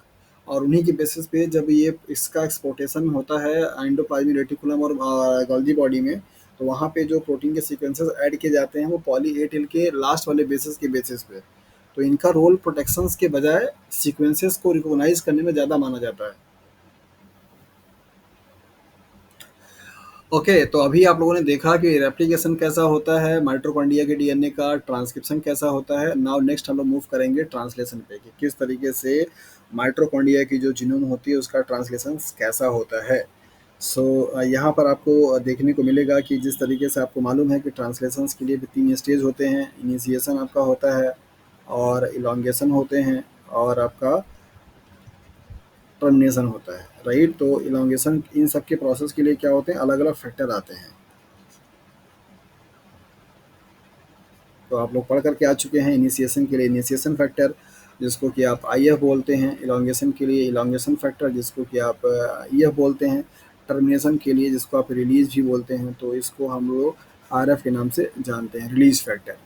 माइटोकॉन्ड्रिया के केस में माइटोकॉन्ड्रिया के डीएनए को करने के लिए स्पेशल काइंड के इनिशिएटर पाए जाते हैं। पहले चीज़ तो जैसे कि टीआरएनए एफ में टीआरएनए पाया जाता है यहाँ पे जो कि इनिशिएशंस कराता है प्रोटीन के सिंथेसिस का। जैसा कि आपने प्रोकैरियोटिक में भी देखा हुआ है कि टीआरएनए एफ मेट ऐसे आपको लिख करके भी आता है ना यहाँ पे ऊपर। मतलब पहला जो अमीनो एसिड होता है जो कि प्रोटीन सिंथेसिस में पार्टिसिपेट करता है वो कौन सा होता है, मेथियोनिन होता है जिसमें आपका फॉर्मुलेशन किया जाता है जिसको आप एफ मेट के नाम से जानते हैं। तो प्रोकैरियोटिक के केसेस में आपका पहला किसी भी प्रोटीन की सिंथेसिस अगर होगी तो फर्स्ट वाला जो अमीनो एसिड होगा वो क्या होगा, आपका एफ मेट होता है, राइट। और उसी तरीके से यहाँ पे भी है कि इनका जो इनिशिएशन होगा उस इनिशिएशन के लिए फर्स्ट आपका जो टीआरएनए होगा वो एफ मेट होगा जो कि एज अ इनिशिएशन फैक्टर या इनिशिएशन टीआरएनए के रूप में यूज किया जाता है। स्पेशल माइटोकॉन्ड्रियल इनिशिएशन फैक्टर मतलब कि इनके लिए अलग से फैक्टर होते हैं, आई एफ जिसे आप बोलते हैं जो कि इनिशिएट कराते हैं। इलॉन्गेशन फैक्टर होते हैं इसको ई एफ बोलते हैं जो कि इलॉन्गेट कराते हैं और रिलीज फैक्टर होते हैं जो कि आपके आर एफ के नाम से जाने जाते हैं। स्पेशल टर्म इसलिए यूज़ किया गया क्योंकि ये वाले जो फैक्टर्स होते हैं वो सिर्फ और सिर्फ माइटोकॉन्ड्रिया के लिए ही काम आते हैं, माइटोकॉन्ड्रिया में ही काम करते हैं। आगे जो आपके बाकी जो जिनोमिक डीएनए होते हैं न्यूक्लियर डीएनए उनके लिए इनका काम नहीं आ पाता है। तो इस तरीके से इनिशिएशन फैक्टर क्या करेगा, इनिशिएट कराएगा। इलॉन्गेशन फैक्टर क्या करता है, प्रोटीन के ट्रांसलेशंस को सिंथेसिस को और ज़्यादा बढ़ाता है, मतलब लॉन्ग चेन कराता है। और जहाँ कहीं पे भी स्टॉप कोडॉन या टर्मिनेशन कोडॉन आ जाते हैं वहाँ पे आपका जो ट्रांसलेशंस की प्रोसेस हाँ, हाँ, पूछिए।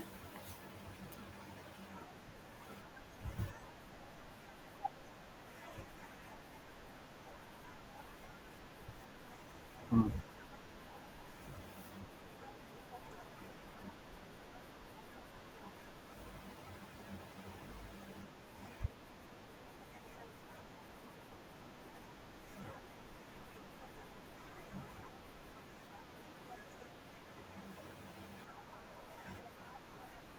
क्या डिफरेंस लग रहा है आपको?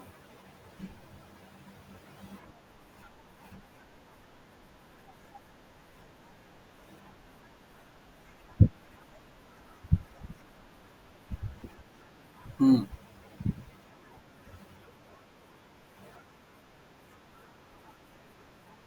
हुँ, हुँ, हुँ,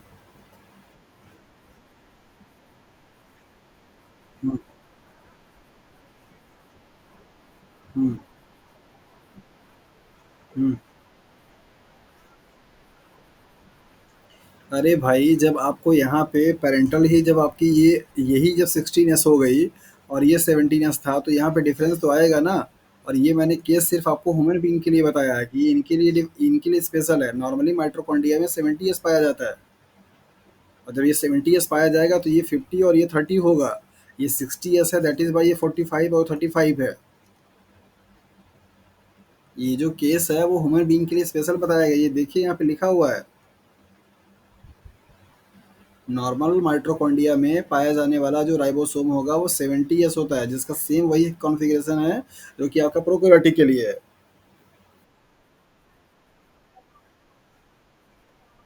अरे भाई, मतलब ओहो, मैं ह्यूमन की बात कर रहा हूँ।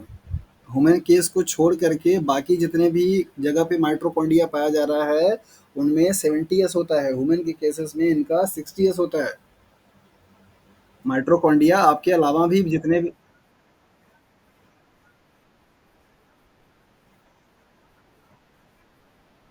बिल्कुल, यही इसीलिए यहाँ पे हाइलाइट किया गया। यहाँ पे लिखा गया इन ह्यूमन। आपको बताया जा रहा है कि नॉर्मली जो माइटोकॉन्ड्रिया जहाँ-जहाँ पे पाया जाएगा, चाहे प्लांट हो, चाहे फंगाई हो, चाहे एल्गी हो, चाहे और भी जो कोई बाकी जो एनिमल्स होंगे, उन सब में माइटोकॉन्ड्रिया जो होगा 70 ईयर्स पाया जाएगा। मतलब ह्यूमन के केस में इसका जो राइबोसोम है वो 60 ईयर्स होता है, और 60 ईयर्स के लिए कॉन्फ़िगरेशन आपको दिया गया 45 ईयर्स और 35 ईयर्स।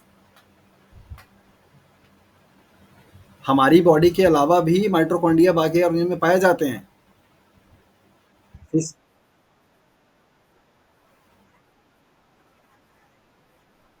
हाँ।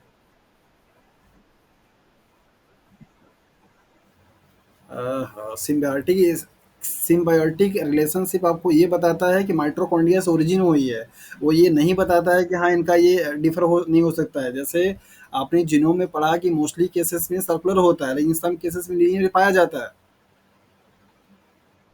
तो सिम्बायोटिक थ्योरी आपको ये थोड़ी ना बताती कि ऐसा नहीं हो सकता। वो तो सिर्फ इस बात को बताता है कि प्रोकैरियोटिक से ही ओरिजिन हुई है माइटोकॉन्ड्रिया की और क्लोरोप्लास्ट की। क्या ठीक है? तो अभी तक क्यों समझ में नहीं आया था?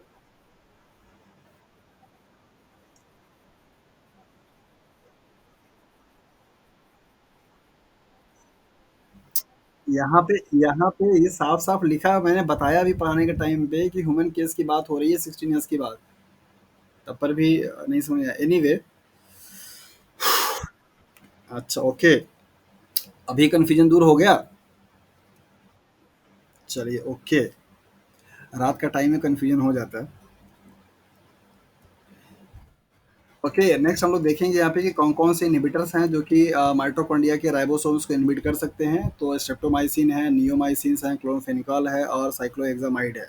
सो ये कुछ आपके एंटीबायोटिक हैं जिनकी वजह से माइटोकॉन्ड्रिया का राइबोसोम्स पे इन्हिबिशन होता है और ट्रांसलेशन की प्रोसेस क्या होती है, इनहिबिट हो जाती है। जिसमें से आपने ये देखा है क्लोरफेनिकॉल माइटोकॉन्ड्रिया बैक्टीरिया के भी काम करता है, नियोमाइसिन भी काम करता है, स्ट्रेप्टोमाइसिन भी काम करता है। ये सारे एंटीबायोटिक वही है जो कि आपके प्रोकार्योटिक के रेप्लिकेशन में क्या करते हैं, काम करते, सॉरी, ट्रांसलेशन में काम करते हैं। नेक्स्ट हम लोग यहाँ पे देखेंगे आपका जो जेनेटिक कोडॉन है, जेनेटिक कोडॉन से भी कई सारे सवाल पूछे जाते हैं, क्योंकि नॉर्मली जो आपके जेनेटिक कोडॉन होते हैं उनका और माइटोकॉन्ड्रिया के जो जीनोम होते हैं उनके लिए जेनेटिक कोडॉन में वेरिएशंस देखने को मिलती है, जो यूनिवर्सल नहीं होता है। तो यहाँ पे कुछ आपको टेबल के फॉर्म में दिया जा रहा है इन्फॉर्मेशन। पहला आपको यहाँ पे है कोडॉन, जो कि जेनेटिक कोडॉन को रिप्रेजेंट करेगा। और ये वाली लाइन कलर चेंज कर लेते हैं। और ये आपका है that is the nuclear code का, जो कि मेन यूनिवर्सल कोड माना जाता है। बाकी आपका ये माइटोकॉन्ड्रिया का है। माइटोकॉन्ड्रिया का मैमल्स में अलग है और इस सेल्स में अलग है। तो यहाँ पे कंपैरिजन है कि अगर आपका जो कोडॉन यूजीए होगा, जिसको कि आप स्टॉप कोडॉन के नाम से भी जानते हैं, तो अगर आपका ये स्टॉप कोडॉन है, कलर ठीक नहीं,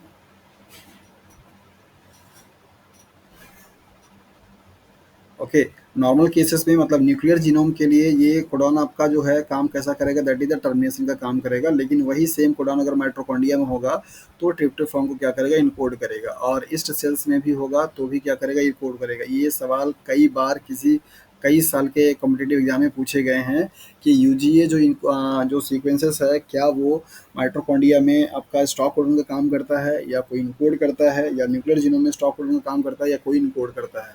तो यहाँ पे ध्यान दीजिएगा, यूजीए आपका न्यूक्लियर जीनोम के लिए जो कोड है उसके लिए एज अ टर्मिनेटर का काम करता है, मीन्स स्टॉप कोडॉन का काम करता है। लेकिन माइटोकॉन्ड्रिया का जो कोडॉन है, मीन्स जो डीएनए है, वो आपका मैमल्स में हो या ईस्ट सेल्स में हो, दोनों के लिए ही ट्रिप्टोफैन का क्या करता है, काम करता है। दूसरा यहाँ पे आपको दिया गया ए यू ए, ये जो सीक्वेंस है वो जो न्यूक्लियर जो कोडॉन है उसके अकॉर्डिंग आइसोल्यूसिन क्या होती है यहाँ पे कोड की जाती है, मीन्स यहाँ पे बनता है। लेकिन माइटोकॉन्ड्रिया की अगर बात करेंगे तो इससे मेथियोनिन, और अगर इससे ईस्ट सेल्स में बात करेंगे तो आइसोल्यूसिन। यहाँ पे थोड़ा सा डिफरेंसेस है। मैमल सेल्स में ये मेथियोनिन करेगा और ईस्ट सेल्स में ये आइसोल्यूसिन को क्या करेगा, इनकोड करेगा। इसके बाद आपका है सी यू एन, एन का मतलब है यहाँ पे कोई भी न्यूक्लियोटाइड हो सकता है। यहाँ पे ये बाकी दोनों कॉमन रहेंगे फिक्स। तो इससे आपका क्या बनेगा, ल्यूसिन बनेगा। यहाँ पे भी आपका माइटोकॉन्ड्रिया के माइटोकॉन्ड्रियल जो कोडॉन होगा मैमल के केस में, यहाँ पे भी आपका ल्यूसिन बनेगा। लेकिन ईस्ट सेल्स में क्या बनेगा, थ्रियोनिन बन जाएगा। और एजीजी या एजीए, इनसे आपका न्यूक्लियर जो जीनोम होगा वहाँ पे आर्जिनिन बनेगा। माइटोकॉन्ड्रिया जो कि मैमल्स में होगा वहाँ पे टर्मिनेशन का काम करेगा। माइटोकॉन्ड्रिया जो कि आपका ईस्ट सेल्स में होगा वो आर्जिनिन को इनकोड करेगा। और सी जी एन, यहाँ पे एन का मतलब एनी न्यूक्लियोटाइड है, तो जो कि न्यूक्लियर जीनोमिक डीएनए से क्या करेगा, आर्जिनिन कोड होगा। यहाँ पे माइटोकॉन्ड्रिया जो कि मैमल्स में, यहाँ पे भी आर्जिनिन काम करेगा। और इसके बाद इस सेल्स में क्या करेगा, टर्मिनेशन का काम करेगा। ये टेबल आपको कॉम्पिटिटिव एग्जाम्स में एक न एक क्वेश्चन दे करके जाएगा, ये बहुत ज़्यादा इंपॉर्टेंट है। ज़्यादातर आपसे ये वाले सीक्वेंसेस से पूछे जाते हैं, ट्रिप्टोफान वाले से और आइसोल्यूसिन वाले से। यहाँ से पूछा जाता है कि इनके लिए क्या स्टेटमेंट ठीक है। तो कोड आपको दे दिया जाएगा, पूछा जाएगा कि हाँ ये मैमल्स में क्या बताता है, मतलब माइटोकॉन्ड्रिया के लिए क्या बनाता है या फिर न्यूक्लियर कोडॉन के लिए क्या बनाता है। तो ये टेबल बहुत बहुत ज़्यादा इम्पॉर्टेंट था। तो टोटली आप लोगों ने यहाँ पे देखा कि मॉलिकुलर एंड जेनेटिकल एस्पेक्ट्स क्या है, जेनेटिकल एस्पेक्ट्स क्या है माइटोकॉन्ड्रिया का। तो माइटोकॉन्ड्रिया के बारे में होपफुली कि आज कुछ आप लोगों को नया और अलग जानने और पढ़ने को मिला होगा, जो कि अब तक आप लोग माइटोकॉन्ड्रिया को सेल बायोलॉजी में पढ़ते आ रहे थे उससे।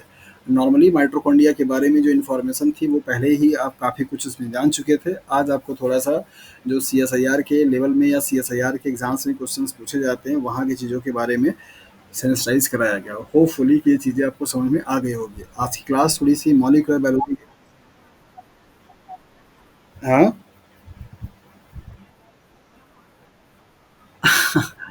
मास्टर्स में ये नहीं पढ़ाएँगे, क्योंकि मास्टर्स में उतना उस लेवल का चीज़ आता नहीं है। मास्टर्स में यही देखिए, मास्टर्स में क्या-क्या रहेगा, माइटोकॉन्ड्रिया का रोल रहेगा, माइटोकॉन्ड्रिया का स्ट्रक्चर रहेगा, अल्ट्रा स्ट्रक्चर रहेगा, और उनका रोल्स ज़्यादा रहता है, उनका रोल कहाँ-कहाँ पे है। तो वहाँ पे आप पूरा साइ हाँ, तो वही चीज़ आपको मास्टर में ही पढ़ने को मिलती है। कुछ ऐसा बहुत ज़्यादा इलैबोरेट तो होता नहीं है मतलब मास्टर्स में भी। हाँ, ये बेसिकली ये नहीं पढ़ने को मिलेगा, जो अभी मैंने कहा ना कि अभी आप ये जो चीज़ें। नहीं, नहीं, ऐसा नहीं है। अच्छे-अच्छे जगह पे सच बताऊँ तो ये सारी चीज़ें हम लोगों को मास्टर लेवल पे पढ़ाई गई थी। मतलब जो हम लोगों का बायोटेक का क्लास चला था ना, इतना एलैबोरेट फॉर्म में नहीं था, लेकिन हाँ, जेनेटिक्स ऑफ माइटोकॉन्ड्रिया के नाम से हेडिंग डली थी, सर ने बताया था और पढ़ाया भी था। ये सारी चीज़ें तो जब आप सीएसआईआर की तैयारी करते हैं, खुद पढ़ते हैं ना, तब आपको पढ़नी पड़ती हैं, तब आपको चीज़ों को एक्सप्लोर करना पड़ता है, क्योंकि आप देखते हैं कि माइटोकॉन्ड्रिया से सीएसआईआर में नॉर्मल कोई सवाल आएगा ही नहीं।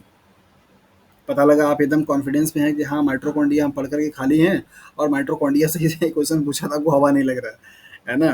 तो ये थोड़ा सा दिक्कत है। तो ये सारी चीज़ें आपको थोड़ा सा सीएसआईआर के पॉइंट ऑफ व्यू से भी तैयार करनी पड़ती हैं। तो मैंने आपसे पहले ही कहा था कि आज की जो माइटोकॉन्ड्रिया की क्लास होगी वो थोड़ी आपकी माइटोकॉन्ड्रिया से हटकर होगी। नॉर्मली आपको बुक में माइटोकॉन्ड्रिया के बारे में ये सारी इन्फॉर्मेशन पढ़ने को और देखने को नहीं मिलती है। तो होपफुली कि आपको माइटोकॉन्ड्रिया का जो कॉन्सेप्ट है उसके चीज़ों को लेकर के, उनके जीनोम को लेकर के खास करके ये बात अच्छे से समझ में आ गई होगी। हाँ, हाँ, पूछिए।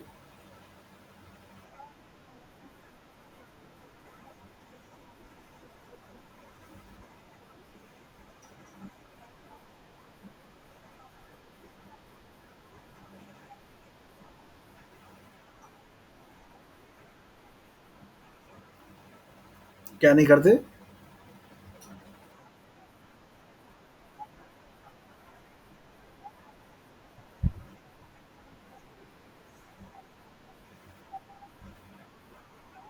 हुँ, हुँ, हुँ। किस पे काम नहीं करता? माइक्रोस पे? तो माइक्रोस एंटीबायोटिक क्यों खाते हैं हम लोग? माइक्रोस को मारने के लिए खाते हैं ना।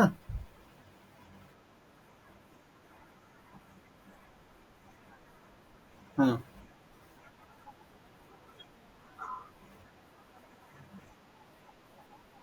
हम्म। ये उनके लिए, जैसे जो इनके प्रोड्यूसर ऑर्गेनिज्म होते हैं ना, उनके लिए ये सेकेंडरी मेटाबोलाइट्स होते हैं, और सेकेंडरी मेटाबोलाइट्स उनके लिए कोई काम नहीं करता है, वो वेस्टेज होते हैं, तो वो उनको रिलीज कर देते हैं बाहर, कोई मतलब रहता नहीं है। ये जितने भी एंटीबायोटिक आप देख रहे हैं, जिस जो कोई भी इनको प्रोड्यूस करने वाला ऑर्गेनिज्म होगा, उनके लिए ये बेसिकली सेकेंडरी मेटाबोलाइट्स की कैटेगरी में आते हैं, और सेकेंडरी मेटाबोलाइट्स हमेशा आपके एक्स्ट्रा सेलुलर क्या किए जाते हैं, बाहर निकाल दिए जाते हैं, क्योंकि उनकी कोई ज़रूरत नहीं होती है। तो उनके पास एज सच इनका नेगेटिव इम्पैक्ट नहीं होता है। लेकिन जब कभी भी इनको एज अ ड्रग के फॉर्म में दिया जाता है, तो वो माइक्रोब्स पे असर पड़ते हैं, तभी तो हमारा इलाज होता है। हम एंटीबायोटिक जब खाते हैं तो माइक्रोब्स किल होते हैं ना उनसे, और उनका काम वही होता है कि या तो वो उनके सेल वॉल की सिंथेसिस को ब्लॉक कर देते हैं, या उनके डीएनए के रेप्लिकेशन को, या उनके प्रोटीन की सिंथेसिस को, या उनके ट्रांसक्रिप्शन को। यही 4 साइट होते हैं किसी भी एंटीबायोटिक के काम करने का। इन चारों में से किसी एक साइड को वो ब्लॉक करेगा। तो काम कर ये जो आपके एंटीबायोटिक यहाँ पे लिखे गए हैं जिनसे ये प्रोड्यूस होते हैं, उनको भी काम करेगा। प्रोडक्शन के टाइम पे चूँकि वो इनके सेल्स के बाहर हो जाते हैं, बट क्योंकि उनके लिए सेकेंडरी मेटाबोलाइट्स होता है, दैट इज़ व्हाई उनका इफ़ेक्ट नहीं दिखता है।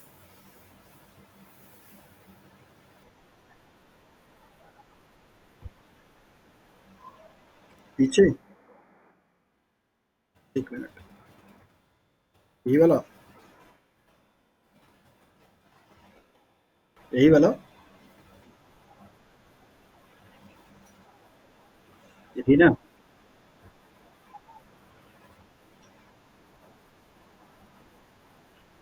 वो फिगर पे आप मत जाइए।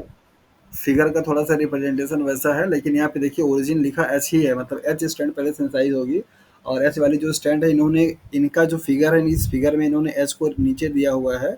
मैंने जो आपको समझाया उसमें एच को ऊपर करके समझाया है, लेकिन कॉन्सेप्ट आपका यही रहेगा कि हमेशा एच वाली स्टैंड ही सेंसाइज़ होगी, और हैवी चेन जो होती है उसको आउटसाइड में रिप्रेजेंट किया जाता है। ये फिगर बहुत ऑथेंटिक नहीं है, सिर्फ़ आपको समझाने के लिए है, बट ये जो कंटेंट है वो ऑथेंटिक बुक से ली गई है। ये ये फिगर का सोर्स अलग है, ये कंटेंट का सोर्स अलग है ना? तो ये जो फिगर डिराइव किया गया है, जो लिया गया है, वो बहुत ऑथेंटिक नहीं है, वो सिर्फ़ समझाने के लिए चीज़ें बनाई गई हैं। ये जो कंटेंट का मटेरियल है वो आपको ऑथेंटिक है, इसको आप याद रखिएगा कि पहले हैवी चेन का होगा, फिर इसके बाद आपका लाइट चेन का होगा, और हैवी चेन का जो रिप्रेजेंटेशन है वो आउटर साइड में किया जाता है।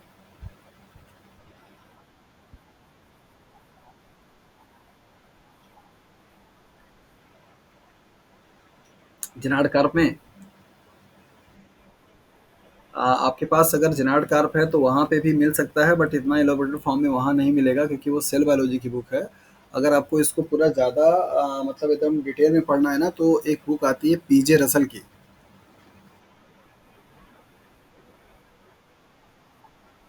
बिल्कुल, ये जो बुक है ना, ये जेनेटिक्स की है। और आप उस जेनेटिक्स की बुक से जब माइटोकॉन्ड्रिया पढ़ेंगे, तो आपको वहाँ पे बहुत अच्छे तरीके से सारी चीज़ें मिल जाएँगी पढ़ने के लिए। माइटोकॉन्ड्रिया या क्लोरोप्लास्ट दोनों। आप अगर हाँ।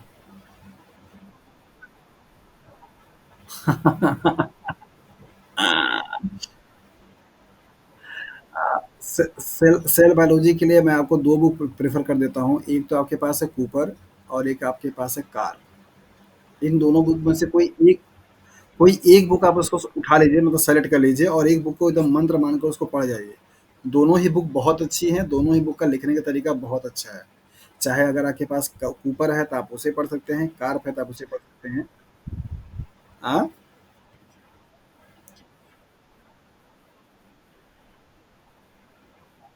हाँ, कार्प कार्प का भी कंटेंट बहुत अच्छा है और चीज़ें आपको एकदम प्रॉपर मिल जाएंगी जो आपको चाहिए होगा। कूपर कूपर से ज़्यादा लेंदी है लॉडिस की, लॉडिस बॉल्टीमोर। ये तो पूरा कहते हैं ना ब्रह्मा, मतलब ग्रंथ है पूरा सेल बायोलॉजी का। मतलब अगर इसको जिसने पढ़ लिया तो सेल बायोलॉजी की दुनिया में कोई ऐसी चीज़ नहीं है जो कि मतलब बचेगी और छूटा रह जाएगा। ये कहने को है सेल बायोलॉजी की बुक, लेकिन है पूरी की पूरी एकदम मॉलिक्यूलर बायोलॉजी और बायोकेमिस्ट्री पूरी भरी पड़ी है उसमें। बहुत बहुत। हाँ हाँ, मिल जाएगा। ये जो तीनों बुक मैंने आपको बताया है, कार्प का, कूपर का और पीजे रसल का, इन तीनों में अगर आप पढ़ेंगे तो आपको बहुत अच्छे से मिल जाएगा। पीजे रसल की जो बुक है ना, मैं इसको बहुत फॉलो करता हूँ जेनेटिक्स के लिए। ये जेनेटिक्स की बहुत अच्छी बुक है। मतलब कि जेनेटिक्स में आज जो कॉन्सेप्ट कह सकते हैं कि बना है और जिससे कि सारे के सारे प्रॉब्लम सॉल्व हो जाते हैं, मतलब जिससे कि इंटरेस्ट आया है जेनेटिक्स को पढ़ने में। नॉर्मली मैं देखता हूँ कि बच्चों को ना जेनेटिक्स से बड़ी प्रॉब्लम होती है क्रॉस कराने में, इन कराने में, लेकिन जब आप पीजे रसल की बुक पढ़ना शुरू करेंगे ना, तो आप बेसिकली जेनेटिक्स के एकदम ना जैसे दीवाने हो जाएंगे। मतलब आपको लगेगा कि यार जेनेटिक्स बहुत अच्छी चीज़ है। फिर बड़े आपको समझ में आने लगता है। ये बुक बहुत अच्छी है।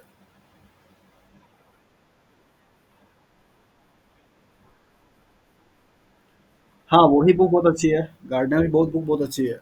बट पर्सनली मेरा मतलब एक्सपीरियंस इस पे ज़्यादा अच्छा है। मतलब पीजे रसल की बुक मैंने बहुत अच्छे से स्टडी किया हुआ है। और ये काफ़ी, मतलब इसका जो लैंग्वेज है ना वो बड़ा इंटरेस्टिंग, आपको बहुत इंगेज करके रखता है। कुछ कुछ बुक्स ऐसी होती है ना, जैसे जैसे विल्सन वॉकर की जो लैंग्वेज है ना, बच्चे उसको क्यों नहीं पढ़ते हैं। विल्सन वॉकर की जो लैंग्वेज है ना बहुत ही मतलब कॉम्प्लिकेटेड है। वो मतलब कि जो उनके लर्नर्स होते हैं ना उनको इंगेज नहीं कर पाते। लेनिंजर की बुक इतनी फेमस क्यों हुई? क्योंकि लेनिंजर की बुक की जो राइटिंग स्किल है ना वो बहुत ही मतलब एक तरीके से इंगेजिंग है। अगर आप एक बार उसमें पढ़ना शुरू करेंगे ना तो आपको बगैर 2-3 पेज पढ़े मन भरेगा ही नहीं। मतलब इतना अच्छा से वो लिखा गया है कि हर एक लाइन में आपको लगेगा कि अच्छा नई इन्फॉर्मेशन हमको मिलती जा रही है, पढ़ते जाएँगे, पढ़ते जाएँगे। ये चीज़ विल्सन वॉकर ने मेंटेन नहीं कर पाया। विल्सन वॉकर नो डाउट बहुत अच्छी बुक है इंस्ट्रूमेंटेशन के लिए, उससे उससे बढ़िया बुक अभी मिलती नहीं है कोई पढ़ने के लिए एक साथ एक बुक में। लेकिन उनकी लैंग्वेज का प्रॉब्लम है। लैंग्वेज उनका थोड़ा-सा ऐसा है ना कि जो बोर कर देता है। लेकिन पीजे रसल की बुक।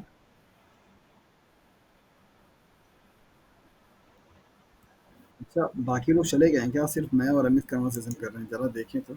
अच्छा, हैं तो सही सब लोग। अच्छा, ओके। चलिए, चलिए, कोई नहीं, हम लोग अभी टॉपिक पर आ जाते हैं। ये बुक को के बारे में बाद में जानकारी हो जाएगी। ये पीजे रसल की अगर आप लोगों के पास बुक है तो उसको आप फॉलो करिए, ये बहुत अच्छा है। और जेनेटिक्स जब आपको पढ़ाएँगे तो आप इसको इसका सॉफ्ट कॉपी भी दे देंगे उसके लिए। और वैसे अभी अभी आप लोगों के पास सेल बायोलॉजी कोई बुक है कि नहीं? हाँ, वही सॉफ्ट कॉपी ही। कौन-सा? ठीक है, तो जो भी आपके पास जो भी आप। अरे तुम ना खाली बस यही बोलते रहना कि टाइम नहीं है, टाइम कब मिलेगा अवनीत?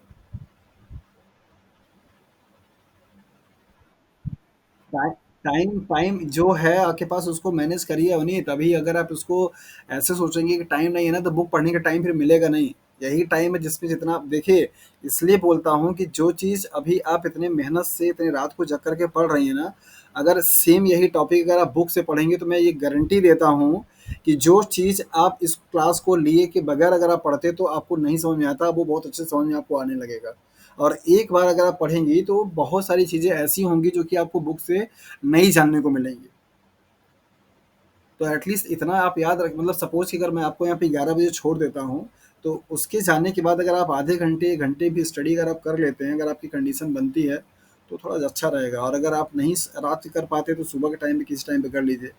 लेकिन जो भी लेक्चर्स मैं देता हूँ ना, उन टॉपिक को थोड़ा-सा बुक से गो थ्रू हो लिया करिए, अगर है तो बुक। थोड़ा-सा देखिए मेहनत करना पड़ेगा, अब चाहे मतलब अवनीत के लिए नहीं बोल रहा हूँ, सबके लिए बोल रहा हूँ। अगर आप देखिए सीएसआईआर को लेकर के सचमुच में अगर बहुत आप पॉसेसिव हैं और उसको ड्रीम अगर कर रहे हैं ना, तो इस बात को मैं आपको बहुत अच्छे तरीके से सिंपल भाषा में समझा देता हूँ कि बगैर रेफ़रेंस बुक को पढ़े आप उस एग्ज़ाम को सही तरीके से समझ नहीं पाएँगे, एग्ज़ाम क्वालीफ़ाई नहीं कर पाएँगे। आपको शॉर्टकट तरीका नहीं चल पाएगा।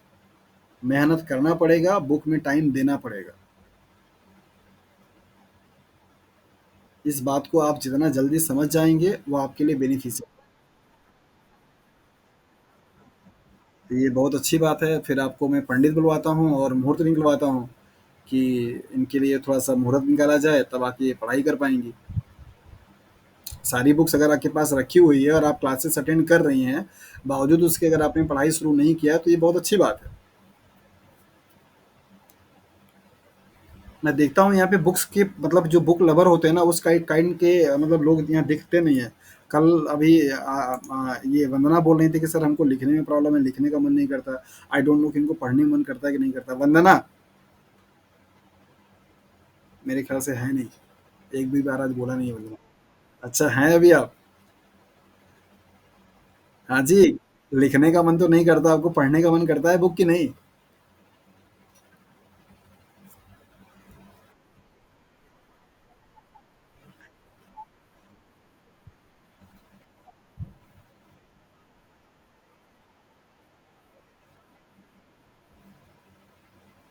ओके, कोई बात नहीं, वो चीज़ तो अलग मैटर है कि होगा कि नहीं होगा। लेकिन आपको जैसे हैबिट है बुक पढ़ने की कि नहीं, मतलब उसमें इंटरेस्ट है, आता है?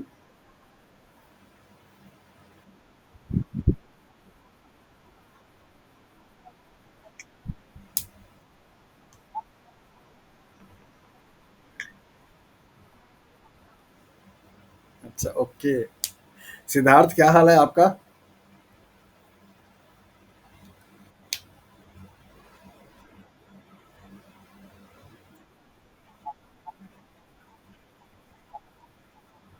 हुँ, तो प्रिपरेशन आप कैसे करते हैं?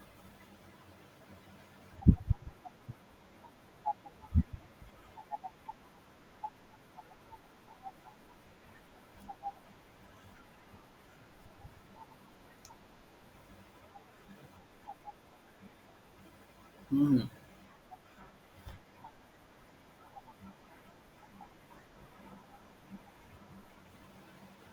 ओके, चलिए।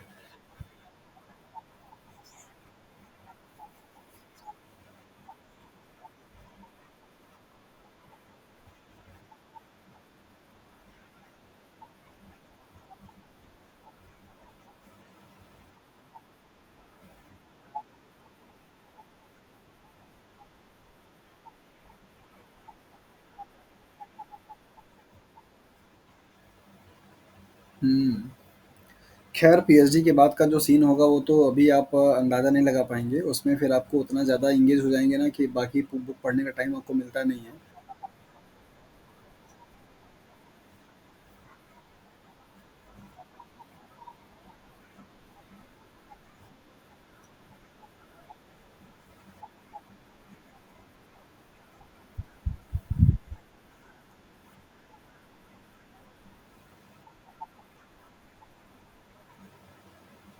हुँ। बट एग्ज़ाम क्वालीफाई होने के लिए भी तो आपको प्रॉपर कंटेंट चाहिए होगा ना, वो कंटेंट कहाँ से मिलेगा आपको? जो हुँ, हुँ।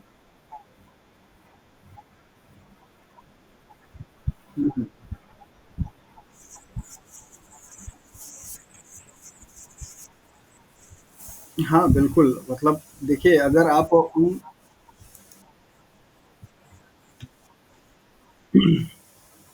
बिल्कुल, बिल्कुल, जो चीज़ें आपको दी जा रही हैं वो काफ़ी हैं, मतलब कहने का सिर्फ़ सेंस इतना है कि अगर उन चीज़ों से सारी की सारी फुलफ़िल्ड आपकी हो जाती है, आपको अगर लगता है कि आप प्रैक्टिस करके या फिर ऑनलाइन क्लासेस को लेकर के या फिर जो भी आपके प्रिपरेटरी बुक्स हैं, अगर इतना कंटेंट आपके पास है पढ़ने के लिए और उनसे चीज़ें हो जा रही हैं, तो ज़रूरी नहीं कि आप उसको बुक के थ्रू होके जाइए। लेकिन इतना सारा चीज़ मिला कर के तब हो रहा है, अगर कोई कैंडिडेट जो कि प्रैक्टिस भी नहीं कर रहा है, प्रिपरेटरी बुक भी नहीं है, अगर वो सिर्फ़ कोई क्लास या कोई वीडियोज़ देख के अगर काम करना चाह रहा है, तो उसकी उसकी जो प्रिपरेशन होगी ना, वो अधूरी रह जाएगी। क्योंकि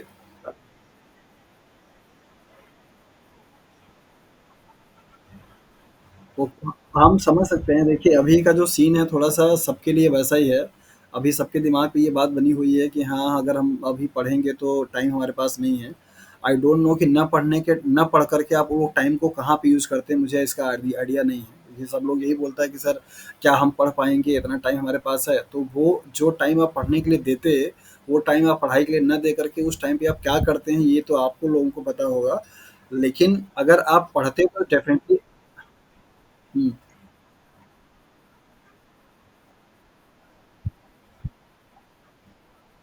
हुँ, हुँ। हाँ, वही वही मैं कह रहा हूँ कि बुक पढ़ने का टाइम प का अगर नहीं है, तो बुक ना पढ़ कर के वो उस टाइम पे क्या करते हैं तो वही जाने। अगर उनका वो टाइम कहीं अच्छी जगह पे यूज़ हो रहा है फिर तो वो ठीक है। लेकिन अगर ये बोल के कि हाँ, हमको बुक पढ़ने का टाइम अभी नहीं बचा, एग्ज़ाम है हमारा और उस टाइम पे आप पढ़ाई भी ना कर रहे हो, फिर तो ये गलत कर रहे हैं आप। अगर जो भी कोई कर रहा होगा, मैं किसी को पॉइंट नहीं कर रहा हूँ। लेकिन अगर ऐसा है कि अगर आप बुक नहीं पढ़ पा रहे हैं, तो उस बुक पढ़ने वाले टाइम पे आप अपने इस फील्ड से रिलेटेड चाहे आप प्रिपरेटरी बुक पढ़िए, चाहे आप कोई शॉर्ट इंस्टेंट नोट्स पढ़िए, चाहे आप प्रैक्टिस करिए, लेकिन अपना टाइम उस पे दीजिए। कहने का ओवरऑल मेरा मतलब यही है। अगर आपके पास ये 3 सोर्सेज़ हैं, प्रिपरेटरी बुक आपके पास है जो कि काफ़ी कंपाइल करके लिखी जाती है, जैसे फॉर एग्ज़ाम्पल पाथफाइंडर है। पाथफाइंडर तरीके का प्रिपरेटरी बुक है आपकी, सब सारी चीज़ों का निचोड़ है।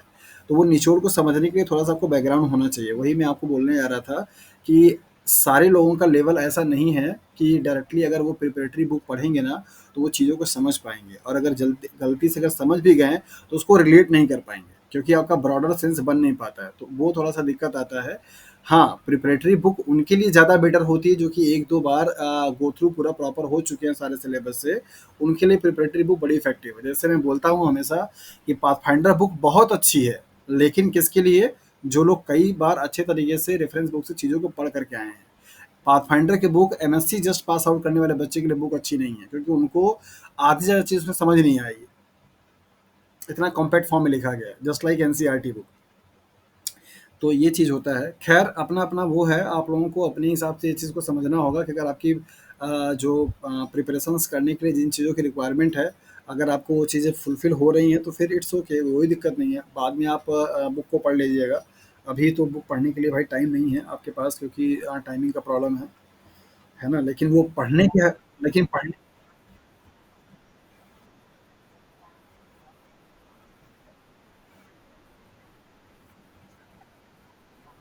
बिल्कुल, बिल्कुल, वो होता है और देखिए उसमें दूसरी चीज़ ये भी होती है ना कि आप ऑनलाइन जब कोई चीज़ लेते हैं ना तो उसमें आपका इनपुट नहीं जाता। आपका इनपुट सिर्फ़ इतना रहता है कि आप चीज़ों को सिर्फ़ सुन रहे होते हैं। लेकिन जब आप बुक पढ़ते हैं ना तो आपको उसको समझना भी पड़ता है और उसको इमेजिन भी करना पड़ता है कि अच्छा यहाँ पे ऐसा चीज़ हो रहा है। तो आपको डबल मेहनत लगानी पड़ती है और जब आपका डबल मेहनत लगता है ना तो फिर आपकी एनर्जी ज़्यादा कंज़्यूम होती है, इसलिए आपको आपको बोरिंग जल्दी आ जाती है। जो चीज़ जैसे सपोज़ जैसे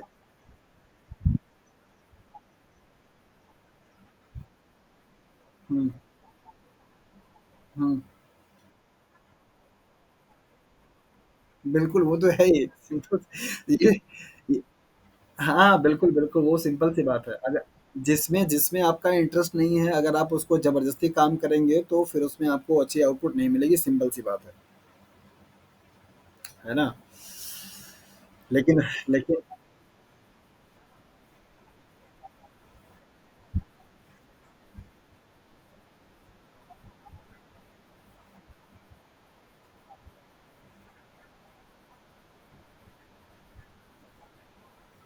हाँ, सिंपल बस यही एक पैरामीटर यही है ही। मैंने आपको जब केबीएस का बैच पढ़ाया था, उस टाइम पे भी आपको यही बताया था, सीएसआईआर का स्टार्ट किया तब भी यही बताया कि अगर मेरे द्वारा दिए गए जो कंटेंट है या मेरा जो एक्सप्लेनेशन है, इस कंटेंट और एक्सप्लेनेशन से अगर आप सीएसआईआर के प्रीवियस ईयर के या मॉडल क्वेश्चन को सॉल्व कर पाते हैं, दैट मीन्स कि आपकी अंडरस्टैंडिंग ठीक हो रही है और मेरे द्वारा दिया गया कंटेंट भी ठीक है।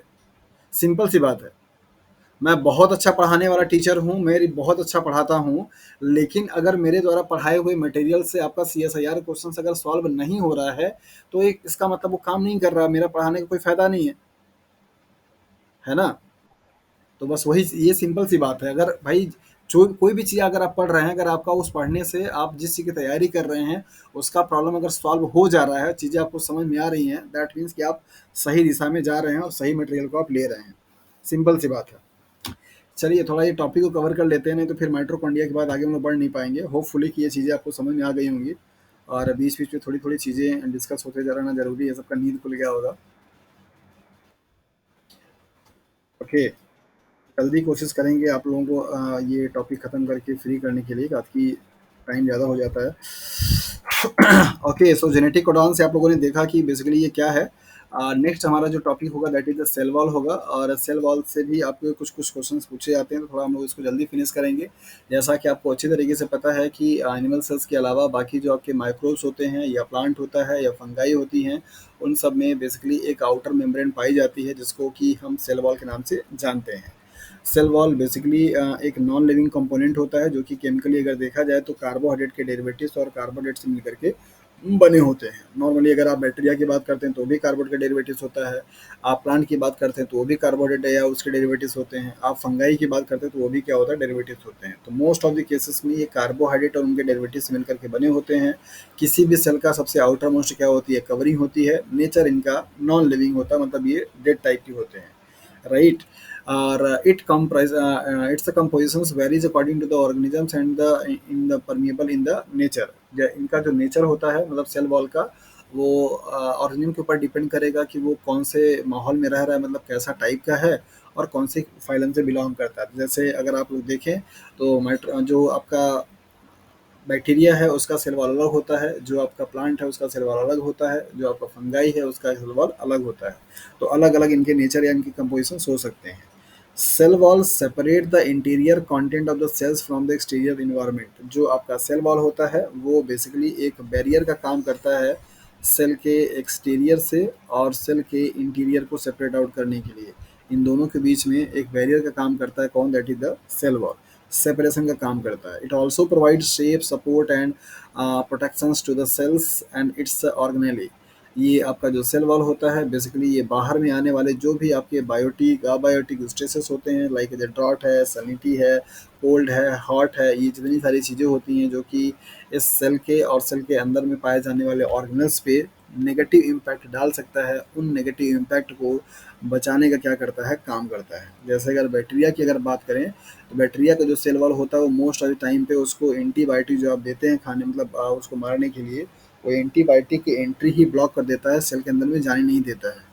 दैट इज़ वाई आपको बताया जाता है कि अगर कोई डिजीज़, कोई इन्फेक्शन, कोई बीमारी अगर आपको ग्राम पॉजिटिव वाले बैक्टीरिया से हो जाती है, तो ग्राम पॉजिटिव वाले बैक्टीरिया के ऊपर कोई भी एंटीबायोटिक जल्दी काम नहीं करता है, क्योंकि उसकी थिकनेस ग्राम पॉजिटिव की सेल वॉल की बहुत ज़्यादा होती है, उसका थिकर होता है। तो सेल वॉल बेसिकली एक तरीके से अगर समझिए तो एक प्रोटेक्टिव कवर होती है उस ऑर्गेनिज्म को या उस सेल को बाहर के जो भी आपके हार्म करने वाली चीज़ें होती हैं उनसे बचाने में क्या करता है, काम करता है।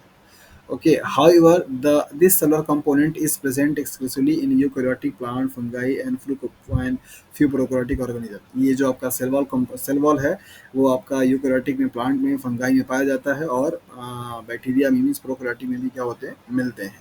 The plant cell wall is generally arranged in three layer and composed of carbohydrate like pectin, cellulose, hemicellulose, and other smaller amount of minerals, which form a network along with structural protein to form cell wall। ये तीनों ही component important हैं, इन तीनों से सवाल आपसे पूछे जाते हैं। प्लांट सेल वॉल का जो कंपोनेंट है वो क्या है, इनका नेचर कैसा है या किस तरीके के होते हैं। आपको बताया गया कि ये तीनों के तीनों आपके क्या हैं, कार्बोहाइड्रेट के नेचर होते हैं। कार्बोहाइड्रेट के अलावा यहाँ पे कुछ प्रोटीन का नेटवर्क बनता है और जो मिला करके बेसिकली सेल वॉल का क्या करते हैं, सिंथेसिस करते हैं। प्लांट की जो सेल वॉल होती है वो 3 लेयर में पाई जाती है, जिसको कि आप प्राइमरी, सेकेंडरी और मिडिल लेमेला के नाम से भी जानते हैं। तो यहाँ पे देखिए वो 3 मेजर लेयर कौन-कौन से हैं और क्या-क्या हैं, क्या इनका रोल होता है। नंबर पहला है that is primary cell wall, दूसरा है मिडिल लेमेला, तीसरा है आपका secondary cell wall. So primary cell wall क्या होता है? The primary cell wall is situated closest to the inside of the cells, is the first formed cell wall. So आपको बताया गया दो इंपॉर्टेंट चीज़ कि मान लीजिए अगर आपका ये सेल वॉल है और सेल वॉल की अगर हम 3 लेयर को यहाँ पे अगर दिखा दें, मान लीजिए एक लेयर ये है, एक लेयर ये है। तो सबसे इनसाइड में मतलब साइटोप्लाज्म से जो टच करने वाली आपकी वॉल होगी, उसको आप क्या बोलेंगे? That is the primary cell wall के नाम से जानते हैं। और ये प्राइमरी जो सेल वॉल होगी पूरे सेल वॉल के सिंथेसिस में सबसे पहले क्या होती है? बनती है। तो सबसे क्लोजेस्ट टू द इनसाइड कौन है आपका? Primary cell wall. मतलब कि सबसे इनर साइड में, ये साइटोप्लाज्म है, तो उसकी इनर साइड में, right? And it is mainly made up of a cellulose allowing the wall to stretch for the purpose of a growth. Cellulose जो होता है वो बेसिकली फ्लेक्सिबल नेचर का होता है और इसकी फ्लेक्सिबिलिटी जो होती है वो इसके ग्रोथ को क्या करता है? सपोर्ट करने में काम आता है। तो प्राइमरली आपका जो प्राइमरी सेल वॉल होता है वो सेलुलोज का मिल करके बना हुआ होता है और ये प्लांट के या उसके ग्रोथ के पर्पज के लिए क्या होता है? फेवरेबल कंडीशन प्रोवाइड करता है। Several primary cells contain pectic polysaccharides and structural protein. बहुत सारे आपके प्राइमरी सेल्स होती हैं जो कि पॉलीसेकेराइड्स पैक्टिक की फॉर्म में क्या करते हैं? कंटेन करते हैं और स्ट्रक्चरल प्रोटीन्स भी मतलब उनके में पाया जाता है। It is also comparatively permeable and thinner than the other layer. बाकी जो आपके 2 लेयर्स अभी आगे आपको पढ़ने होंगे that is the middle lamella और सेकेंडरी सेल वॉल, उनके कंपैरिजन में ये आपका आसानी से क्या होता है? परमिएबल होता है और उनकी जो थिकनेस होती है वो कम होती है, मतलब पतले होते हैं। तो आसानी से चीज़ों को पास आउट करने में क्या करता है? ये सपोर्ट करता है। सो प्राइमरी सेल वॉल के बाद हम लोग देखेंगे मिडिल लैमेला के बारे में। तो मिडिल लैमेला क्या है? The middle lamella is also the outer most layer and it act as a interface between the other neighboring cells and glue them together। तो अगर आपका कोई 2 प्लांट सेल है इस तरीके से, तो जो सबसे इस सेल वॉल का सबसे जो आउटर मोस्ट पार्ट होगा, मतलब अगर हम लोग यहाँ पे बात कर रहे थे, ये प्राइमरी हो गया, ये आपका क्या हो गया? ऊपर बाहर वाला क्या हो गया? That is the middle lamella हो गया। तो 2 प्लांट के सेल वॉल अगर आपस में कनेक्ट हो रहे हैं, अगर आपस में जुड़ रहे हैं, तो उनका जो पार्ट टच करेगा वो कौन सा करेगा? That is the middle lamella करेगा। ध्यान रखिएगा यहाँ पे मिडिल लैमेला से जो कन्फ्यूजन होती है कि ये आपका मिडिल में पाया जाएगा, जनरली लोग दिमाग में लगा लेते हैं कि ये आपका प्राइमरी हो गया तो ये मिडिल होगा, ये सेकेंडरी हो जाएगा। ऐसा नहीं है। ऊपर वाली जो लेयर होती है सबसे आउटर मोस्ट वाली, उसको आप मिडिल लैमेला बोलते हैं। मिडिल लैमेला इसको क्यों बोलते हैं? क्योंकि ये 2 सेल्स के, हाँ, वही बता रहा हूँ यहाँ कि 2 सेल्स के बीच में, मतलब दोनों सेल्स को आपस में कनेक्ट करने के लिए कनेक्ट करने के लिए रिस्पॉन्सिबल होती है, 2 सेल्स के बीच में पाई जाती है, दैट इज़ व्हाई इसको मिडिल बोलते हैं। ना कि इसलिए कि ये जो तीनों चीज़ें यहाँ पे अरेंज होती हैं। तो बता रहे हैं, अभी आपको स्ट्रक्चर भी दिखाएँगे, सेकेंडरी वाली कहाँ मिलती है। सो मिडिल लैमेला के लिए आपको बताया गया कि बेसिकली नेबरिंग जो सेल्स होती है उन दोनों, मतलब कि वो जिस इंटरफेस से, जिस सरफेस से दोनों सेल्स आपस में जुड़ेंगी या कांटेक्ट करती हैं, वो जो सरफेस आपका क्या है? That is the middle lamella होता है और एक तरीके से इन सेल्स को आपस में अडेयर होने में हेल्प करती है। This layer primarily consist of pectin. इनके कंपोनेंट्स को आप समझते रहिए। ऊपर पहले स्टार्टिंग में आपको बताया गया था कि पैक्टीन हेमिसेलुलोज और सेलुलोज से मिलकर के बना होता है, जिसमें प्राइमरी सेल वॉल जो है बेसिकली वो किसका मिलकर के बना है? सेलुलोज का मिलकर के बना हुआ है। और मिडिल लैमेला किसका है? दैट इज द पेक्टिन का मिलकर के बना है। तो आपसे पूछा जाता है यही कि primary cell wall is primarily composed of, या middle lamella is primarily composed of, किस चीज़ से मिलकर के बने होते हैं। However, the other substances such as lignin and proteins can also be found। Pectin major component होता है, लेकिन लिग्निन और प्रोटीन ये दोनों कंपोनेंट भी उसमें पाए जाते हैं, जो कि उस मिडिल लैमेला के कंपोनेंट को या स्ट्रक्चर्स को बनाने में क्या करते हैं? हेल्प करते हैं। नेक्स्ट हम लोग यहाँ पे देखेंगे सेकेंडरी सेल वॉल को लेकर के। Secondary cell wall is formed inside the primary cell wall once the cell is completely grown. तो आपका जो सेकेंडरी सेल वॉल का जो पोजीशंस होता है वो प्राइमरी सेल वॉल के इन साइड में बनता है, जब आपकी सेल्स पूरी कंप्लीटली क्या होती है? ग्रो कर जाती है। Some type of a cells consist of a cellulose and lignin, and these provide additional rigidity and waterproofing. ये जो सेकेंडरी सेल वॉल आपका होता है उनमें बताया जा रहा है कि मेजर जो कंपोनेंट्स हो सकते हैं वो सेलुलोज का होता है और लिग्निन का होता है। ये दोनों जो कंपोनेंट होते हैं वो बेसिकली वाटर से बचाने का क्या करते हैं, काम करते हैं। लिग्निन बेसिकली एक लिपिड डेरिवेटिव्स कंपाउंड होता है जो कि वाटर में सॉल्युबल नहीं होता। और ये जैसे जितना भी पार्ट आपका प्लांट का वाटर के इन साइड में रहता है वो प्लांट का पार्ट कभी आपका सड़ता नहीं है। ऐसा इसलिए होता है क्योंकि वाटर एंटर नहीं करने देता वहाँ पे। लिग्निन की और सुबेराइन सुबेराइज्ड टिश्यूज होती हैं जो कि सुबेरिन से मिलकर के बनी होती है। तो लिग्निन और सुबेरिन ये दोनों आपके लिपिड के मॉलिक्यूल्स होते हैं जो कि जो कि वाटर को प्लांट के सेल्स के अंदर में जाने से क्या करते हैं, बचाते हैं। वाटर प्रूफिंग का क्या करते हैं, काम करते हैं। This layer provide the characteristics rectangular and square shape to the cells. ये जो आपने सेल यहाँ पे देखा हुआ है इस तरीके का प्लांट सेल्स के बारे में, तो ये प्लांट सेल्स का जो शेप है वो बेसिकली यही आपका सेकेंडरी सेल वॉल बनाने के लिए रिस्पॉन्सिबल होता है। It is also the thickest layer of and permits permeability. जितना भी आपने तीनों लेयर देखा है उन तीनों लेयर में सबसे ज़्यादा आपका जो थिकेस्ट होगा कौन होगा, सेकेंडरी। तो ऑर्डर क्या बन जाएगा, सेकेंडरी, देन इसके बाद मिडिल लैमेला, देन इसके बाद क्या होगा आपका प्राइमरी। तो प्राइमरी जो होगी सबसे थिन होगी, सेकेंडरी जो होगा सबसे थिकर होगा। ओके, तो यहाँ पर आपको दिखाया जा रहा है इनका डायग्राम के को लेकर के। ये आपका सेल है, तो दो सेल्स के बीच में जो कनेक्ट होने वाली चीज़ है उसको आप क्या बोलेंगे, that is the middle lamella. That is why इसका नाम क्या दिया गया, मिडिल लेमेला दिया गया। और प्राइमरी जो सेल वॉल है, मतलब ये आउटर मोस्ट वाली के जस्ट बाद वाली जो सेल है उसको क्या बोलेंगे, primary cell wall. Secondary cell wall जो है जो कि आपका मतलब सबसे इन साइड में पाया जाता है। और प्राइमरी सेल वॉल के इन साइड में जब पूरी की पूरी आपकी सेल्स कंप्लीटली ग्रो कर जाती है तो वहाँ पे जो चीज़ बनेगी उसको आप क्या बोलेंगे, सेकेंडरी सेल वॉल के नाम से जानते हैं। जैसे अगर आप इसको यहाँ पे देखेंगे तो थोड़ा सा और आपको क्लियर समझ में आ जाएगा कि कहाँ पे चीज़ें हैं। जैसे ये जो फिगर आपको दिखाया जा रहा है ये आपका मतलब कि ऊपर का आउटर मोस्ट जो है ये वाला, इसको आप मिडिल लेमेला बोल रहे हैं। इसके बाद वाली जो लेयर है उसको आप बोल रहे हैं प्राइमरी सेल वॉल। उसके बाद वाली जो लेयर है उसको बोल रहे हैं सेकेंडरी सेल वॉल, राइट। यहाँ पे तो सेकेंडरी सेल वॉल का अगर आप पोजीशन देखेंगे तो क्या होगा, इधर की तरफ होगा। और इसके बाद आपका क्या होगा, यहाँ पे मिडिल लेमेला होगा इस तरीके से। तो ये जो डायग्राम है, प्लाज्मा मेम्ब्रेन सबसे मतलब कि उसके बाद डायरेक्टली आपका साइटोप्लाज्म आ जाएगा। प्लाज्मा मेम्ब्रेन के ऊपर आपका है सेकेंडरी सेल मतलब सेल वॉल का कंपोनेंट।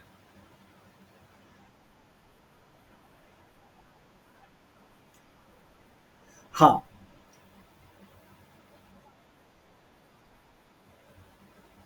यहाँ पे आप थोड़ा सा इसको समझिए। कौन सा कह रही है वंदना?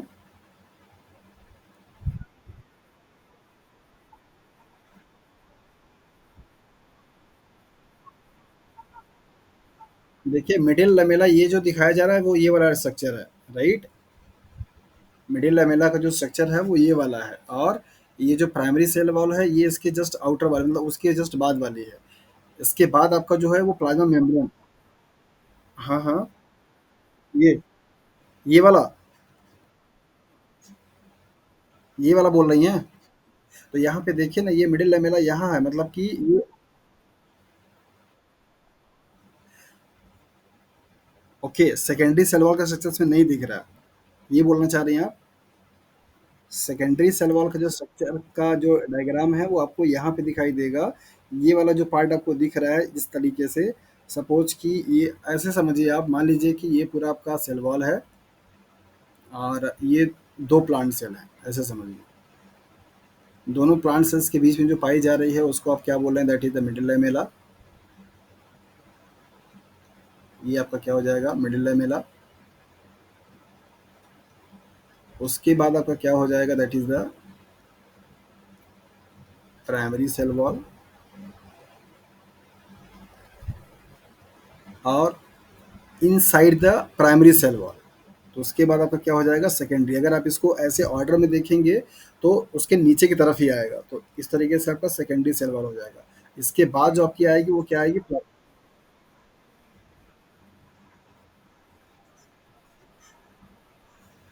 ये नहीं नहीं, ये सेकेंडरी को ऑर्डर में दिखाने के लिए इनसाइड, यहाँ पे पढ़िए स्टेटमेंट को, secondary cell wall is formed inside the primary cell wall.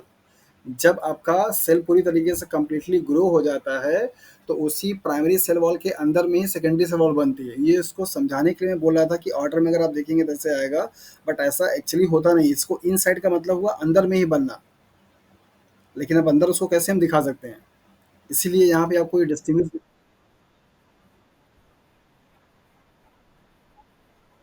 Primary जो सेल वॉल होती है, जब जैसे पूरी जैसे ये जो प्राइमरी सेल वॉल होती है ग्रोइंग फेज पे बनता है।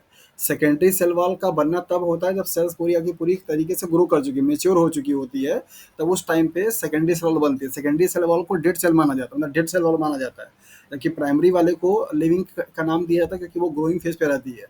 तो वो तब बनता है जब पूरी तरीके से सेल आपकी ग्रो कर चुकी है। और बनेगा कहाँ पे? आपका जो प्राइमरी सेल वॉल होती है उसी के इनसाइड में। इस तरीके से बनती है, मतलब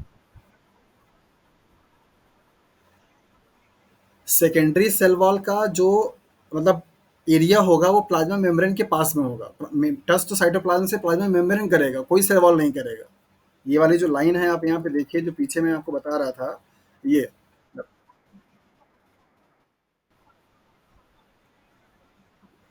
हाँ,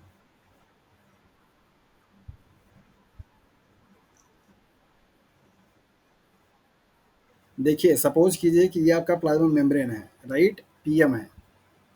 और इसके बाद आपका क्लोजेस्ट जो है वो क्या है? आपका प्राइमरी सेल वॉल है। इसी के विद इन में, मतलब इसी के इन साइड में आपका क्या है? सेकेंडरी सेल वॉल है। फिर आपका क्या है? Middle lamella. इस तरीके से ये पोजीशन है। तो जो अगर आप ऐसे समझिए कि जो आपका मिडिल लमेला और प्राइमरी सेल वॉल है उसके विद इन में आपका क्या बन रहा है? सेकेंडरी सेल वॉल बन रहा है। तो प्लाज्मा मेम्ब्रेन्स की जो क्लोजेस्ट में होगा वो प्राइमरी सेल वॉल होगी।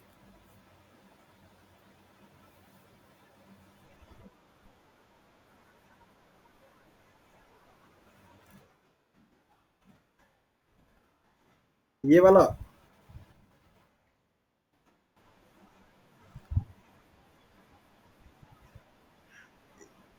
ये देखिए, ये पूरा का पूरा जो एरिया है ये सेकेंडरी सेल वॉल दिखाया जा रहा है, जो कि प्राइमरी सेल वॉल के विद इन में है, राइट। और ये वाला जो देखिए, यही मैं आपको वहां भी समझा। ये देखिए आपका जो ब्लू लाइन है ना, वो प्लाज्मा मेम्ब्रेन है। ये वाली जो लाइन आपको दिखाई दे रही है वो मिडिल लेमेला है, और उसके पहले वाली ये जो बॉर्डर है वो आपकी प्राइमरी सेल।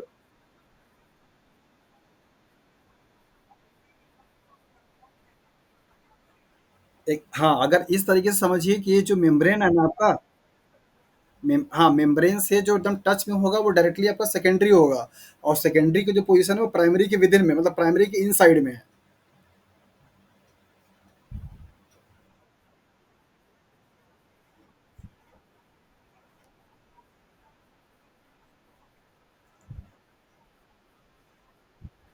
हाँ, वो इसलिए वो जो लाइन था वो इसलिए था क्योंकि पहले आपका प्राइमरी सेल वॉल बनता है, सेकेंडरी सेल वॉल तब बनेगी जब आपकी सेल्स पूरी ग्रो करना बंद कर जाएगी, मेच्योर हो जाए, है ना? उस टाइम की बात हो रही है।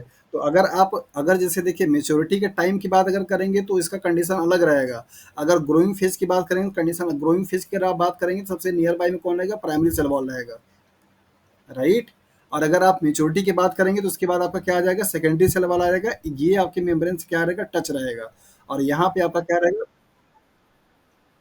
हाँ, तो दोनों का फेज अलग अलग है। ग्रोइंग फेज की अगर आप बात करेंगे तो प्लाज्मा मेम्ब्रेन से सबसे क्लोजेस्ट में कौन रहेगा? Primary cell wall. Complete mature cell की अगर आप बात करेंगे, जिसको कि आप बोलते हैं डेड सेल वॉल, अब आपकी सेल्स में कोई ग्रोथ नहीं हो रही है, डेड, सारे के सारे सेल वॉल क्या हो गए? डेड हो गए हैं। तो उसको उस टाइम पे आपका बनता है सेकेंडरी सेल वॉल। तो उस कंडीशन पे सेकेंडरी प्लाज्मा मेम्ब्रेन के सबसे क्लोजेस्ट में होगी।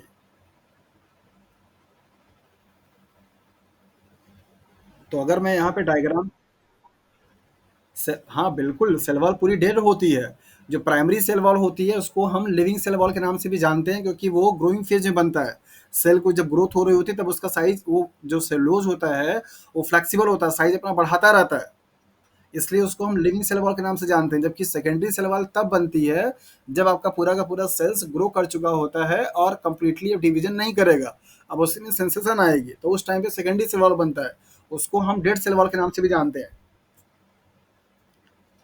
अभी मैं थोड़ा डायग्राम, हाँ, हाँ, जब मैं 2 डायग्राम बना रहा हूँ और इन दोनों को ही आप लोगों को अच्छे से समझिए।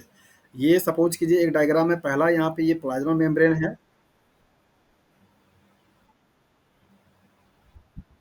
सेकेंडरी सेल वॉल पूरी तरीके से जब सेल आपकी ग्रोथ कर जाएगी, मैच्योरेशन मतलब जो सेल और सेल का जो साइज, सेल का जो वॉल्यूम और साइज का रेशियो होता है, जब वो पूरा अचीव कर लेता है, जहाँ पे अब सेल अब अपना एरिया नहीं बढ़ाता, उसको आप बोलते हैं कंप्लीटली ग्रोन फेज। तो उस कंडीशन पे आपका सेल वॉल सेकेंडरी बनेगा।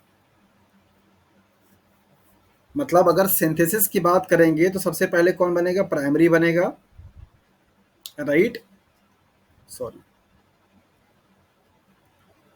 अगर सिंथेसिस की बात करेंगे तो सबसे पहले कौन बनेगा? Primary cell wall. क्या है? प्राइमरी सेल वॉल बनेगा। इसके बाद आपका मिडिल लेमेला का ये होगा, और जब आपकी पूरी तरीके से बन जाएगी कंप्लीटली सेल, तो क्या बनेगा? सेकेंडरी सेल वॉल बनेगा। क्लोजनेस की बात अगर करेंगे तो दो फेज है। अगर ग्रोइंग फेज पे सेल होगा तो वहाँ के लिए कंडीशंस अलग होंगे, इसको अच्छे से समझ लीजिए। ग्रोइंग फेज है और मेच्योरिटी फेज है। ग्रोइंग फेज की अगर बात करेंगे तो सपोज अगर आपका ये प्लाज्मा मेम्ब्रेन है तो यहाँ पे आपका ये प्राइमरी होगा, और इसके बाद आपका क्या होगा? मिडिल लेमेला होगा। मैच्योरिटी की अगर आप बात करेंगे तो ये मान लीजिए अगर आपका प्लाज्मा मेम्ब्रेन है, मतलब पीएम है, तो इसके बाद आपका क्या होगा? सेकेंडरी होगा। इसके बाद आपका क्या होगा? प्राइमरी होगा। और इसके बाद क्या होगा? आपका मिडिल लेमेला होगा। समझ में आ रही है? ग्रोइंग फेज में सेकेंडरी आपका जो सेल वॉल होगा वो आपको ऐसे अपीयर नहीं होगा, तो वहाँ उस कंडीशंस में प्राइमरी जो सेल वॉल होगी वो प्लाज्मा मेम्ब्रेन से सबसे क्या होगी? क्लोजेस्ट में होगी। समझ में आया?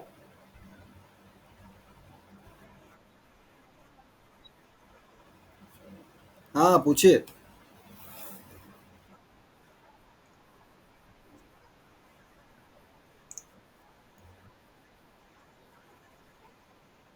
क्या कौन सिस्टम?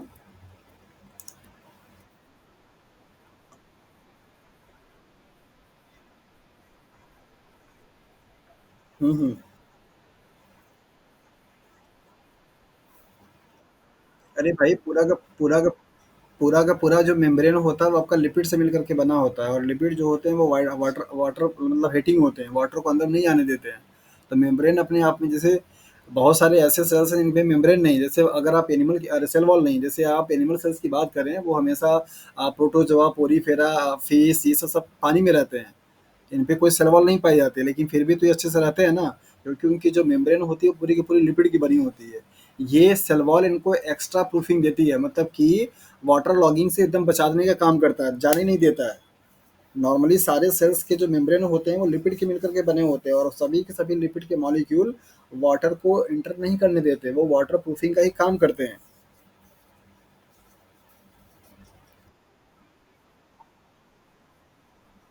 सेल वॉल की बहुत ज़रूरत है, क्यों ज़रूरत नहीं है? सेल वॉल की ज़रूरत क्यों नहीं है भैया? सेल वॉल नहीं रहेगा तो उनके पास बहुत सारा चीज़ का नुकसान हो जाएगा। सेल वॉल उनको प्रॉपर शेप दे रहा है, सेल को उनको स्ट्रेंथ प्रोवाइड कर रहा है, और उनको कम्युनिकेट करने में हेल्प कर रहा है, बहुत सारा काम कर रहा है सेल वॉल।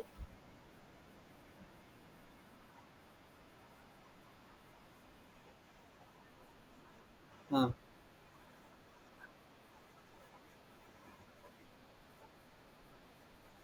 हाँ, ये बात आपका सही है। एनिमल सेल्स में सेल वॉल क्यों नहीं है? एनिमल सेल्स में सेल वॉल अगर पाया जाएगा, वो उनका भाई अब इवोल्यूशन ही ऐसा हुआ कि उनके में सेल वॉल की ज़रूरत नहीं है। ना होने से उनका नुकसान बहुत है, लेकिन चूंकि उन चीज़ों को मैनेज कर लेते हैं, जितना हार्श कंडीशन में आपका प्लांट सेल्स रह लेता है या प्लांट सेल्स पाए जाते हैं, उतनी डाइवर्सिटी आपके एनिमल सेल्स में नहीं है, या एनिमल सेल्स का पाया जाना नहीं होता है। सेल वॉल का सिंथेसिस होना और न होना, ये नेचुरल प्रोसेस है। इसके लिए ऐसा नहीं है कि हाँ, मर्जी है कि ये बनाया जाएगा और नहीं बनाया जाएगा। सेल वॉल का एडवांटेज बहुत ज़्यादा है। जिन चीज़ों को जितना ज़्यादा स्ट्रेस को फील करना होता है, डाइवर्स कंडीशन में रहना होता है, उनके लिए प्रोटेक्शन का होना बहुत ज़रूरी है। अब जैसे इंडोस्पोर, क्या सारे बैक्टीरिया में पाए जाएंगे, सारे फंगस से पाए जाएंगे? नहीं पाए जाएंगे, तो वो उनका खुद का अपना मैकेनिज्म है। एनिमल सेल्स में सेल वॉल नहीं पाए जाते, उनका इवोल्यूशन इस तरीके से हुआ है कि वो सेल्स को सेल वॉल की जरूरत नहीं पड़ी। जबकि प्लांट सेल्स का इवोल्यूशन जब हुआ तो वहाँ पर उनको सेल वॉल की जरूरत पड़ी, दैट इज वाई उनमें सेल वॉल पाया जाता है। ऐसा इसके बेस पे आप ये नहीं कह सकते कि हाँ, उसका सिग्निफिकेंस नहीं है, सिग्निफिकेंस बहुत ज़्यादा है। प्लांट सेल्स में जब सेल वॉल नहीं रहता तो उनका जो वैल्यूज़ है या जो उनकी इंपॉर्टेंस है वो कम हो जाती है, प्रॉब्लम बहुत ज़्यादा होने लगता है उनमें।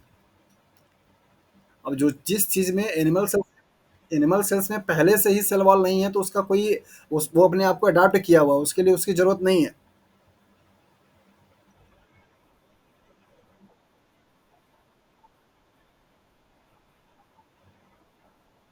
क्या चीज?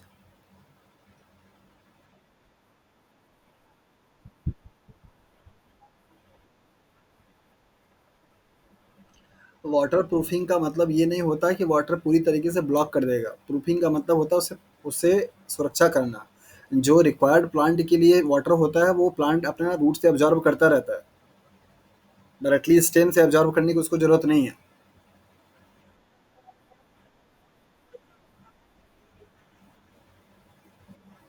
चीज़ों को जितनी प्लांट को रिक्वायरमेंट है, ये वाटर प्रूफिंग की रिक्वायरमेंट कब है कि उसके पास जैसे उसकी जो सेल है वो बस्ट न कर जाए, एक्स्ट्रा वाटर अनवांटेड वाटर ना जा पाए।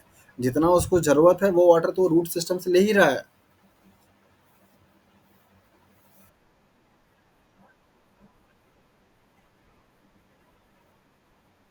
हम्म, जाएगा ही वाटर।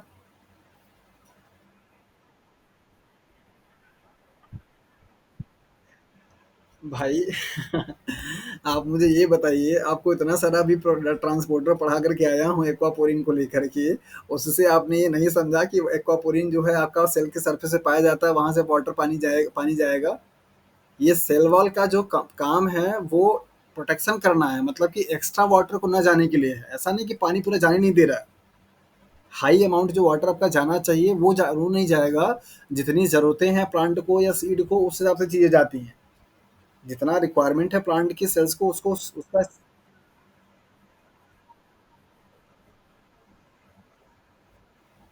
तो सेल तो होगा ही पानी में डाले हुए थे।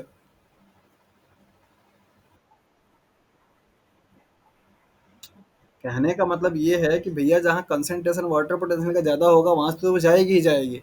लेकिन वो आपका जो सेल वॉल है उसको बचाने का काम करता है।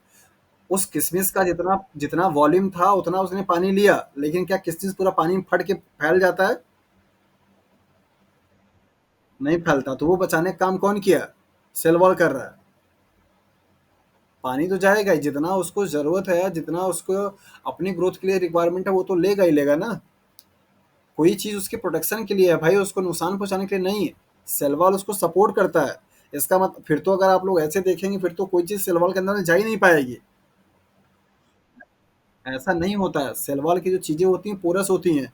सेलवाल का स्ट्रक्चर अभी आपको एक और भी आज तो नहीं लगाया, दिखा देंगे। उसमें छोटे छोटे से पोर्स होते हैं, लाइक दैट, जो सेलुलोज के मॉलिक्यूल्स होते हैं, इन पोर्स से सारी चीज।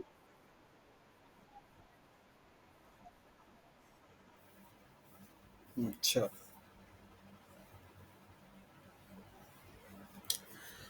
ठीक है। चलिए, सो बेसिकली आप लोगों ने देखा कि प्लांट का जो सेल वॉल है उनका प्राइम फंक्शन क्या होते हैं, प्राइमरी सेकेंडरी और मिडिल लेमेला का जो कॉन्सेप्ट है वो क्या है, कैसे इनका ओरिएंटेशन होगा, किस तरीके से कहाँ इनकी पोजीशन होगी मेच्योरिटी पे, ग्रोइंग पे, ये सारी चीज़ें आप लोगों ने क्लियर कर लिया। और अब बाकी की जो चीज़ें होंगी वो नेक्स्ट क्लास में लोग स्टडी करेंगे। और परसों के लिए आप लोग अपना देख लीजिएगा, जैसा अवेलेबिलिटी होगा कल इन्फॉर्म कर दीजिएगा, उस हिसाब से चीज़ें अरेंज हो जाएंगी। सो आज के लिए इतना ही, और बाकी चीज़ें हम लोग कल कंटिन्यू करेंगे।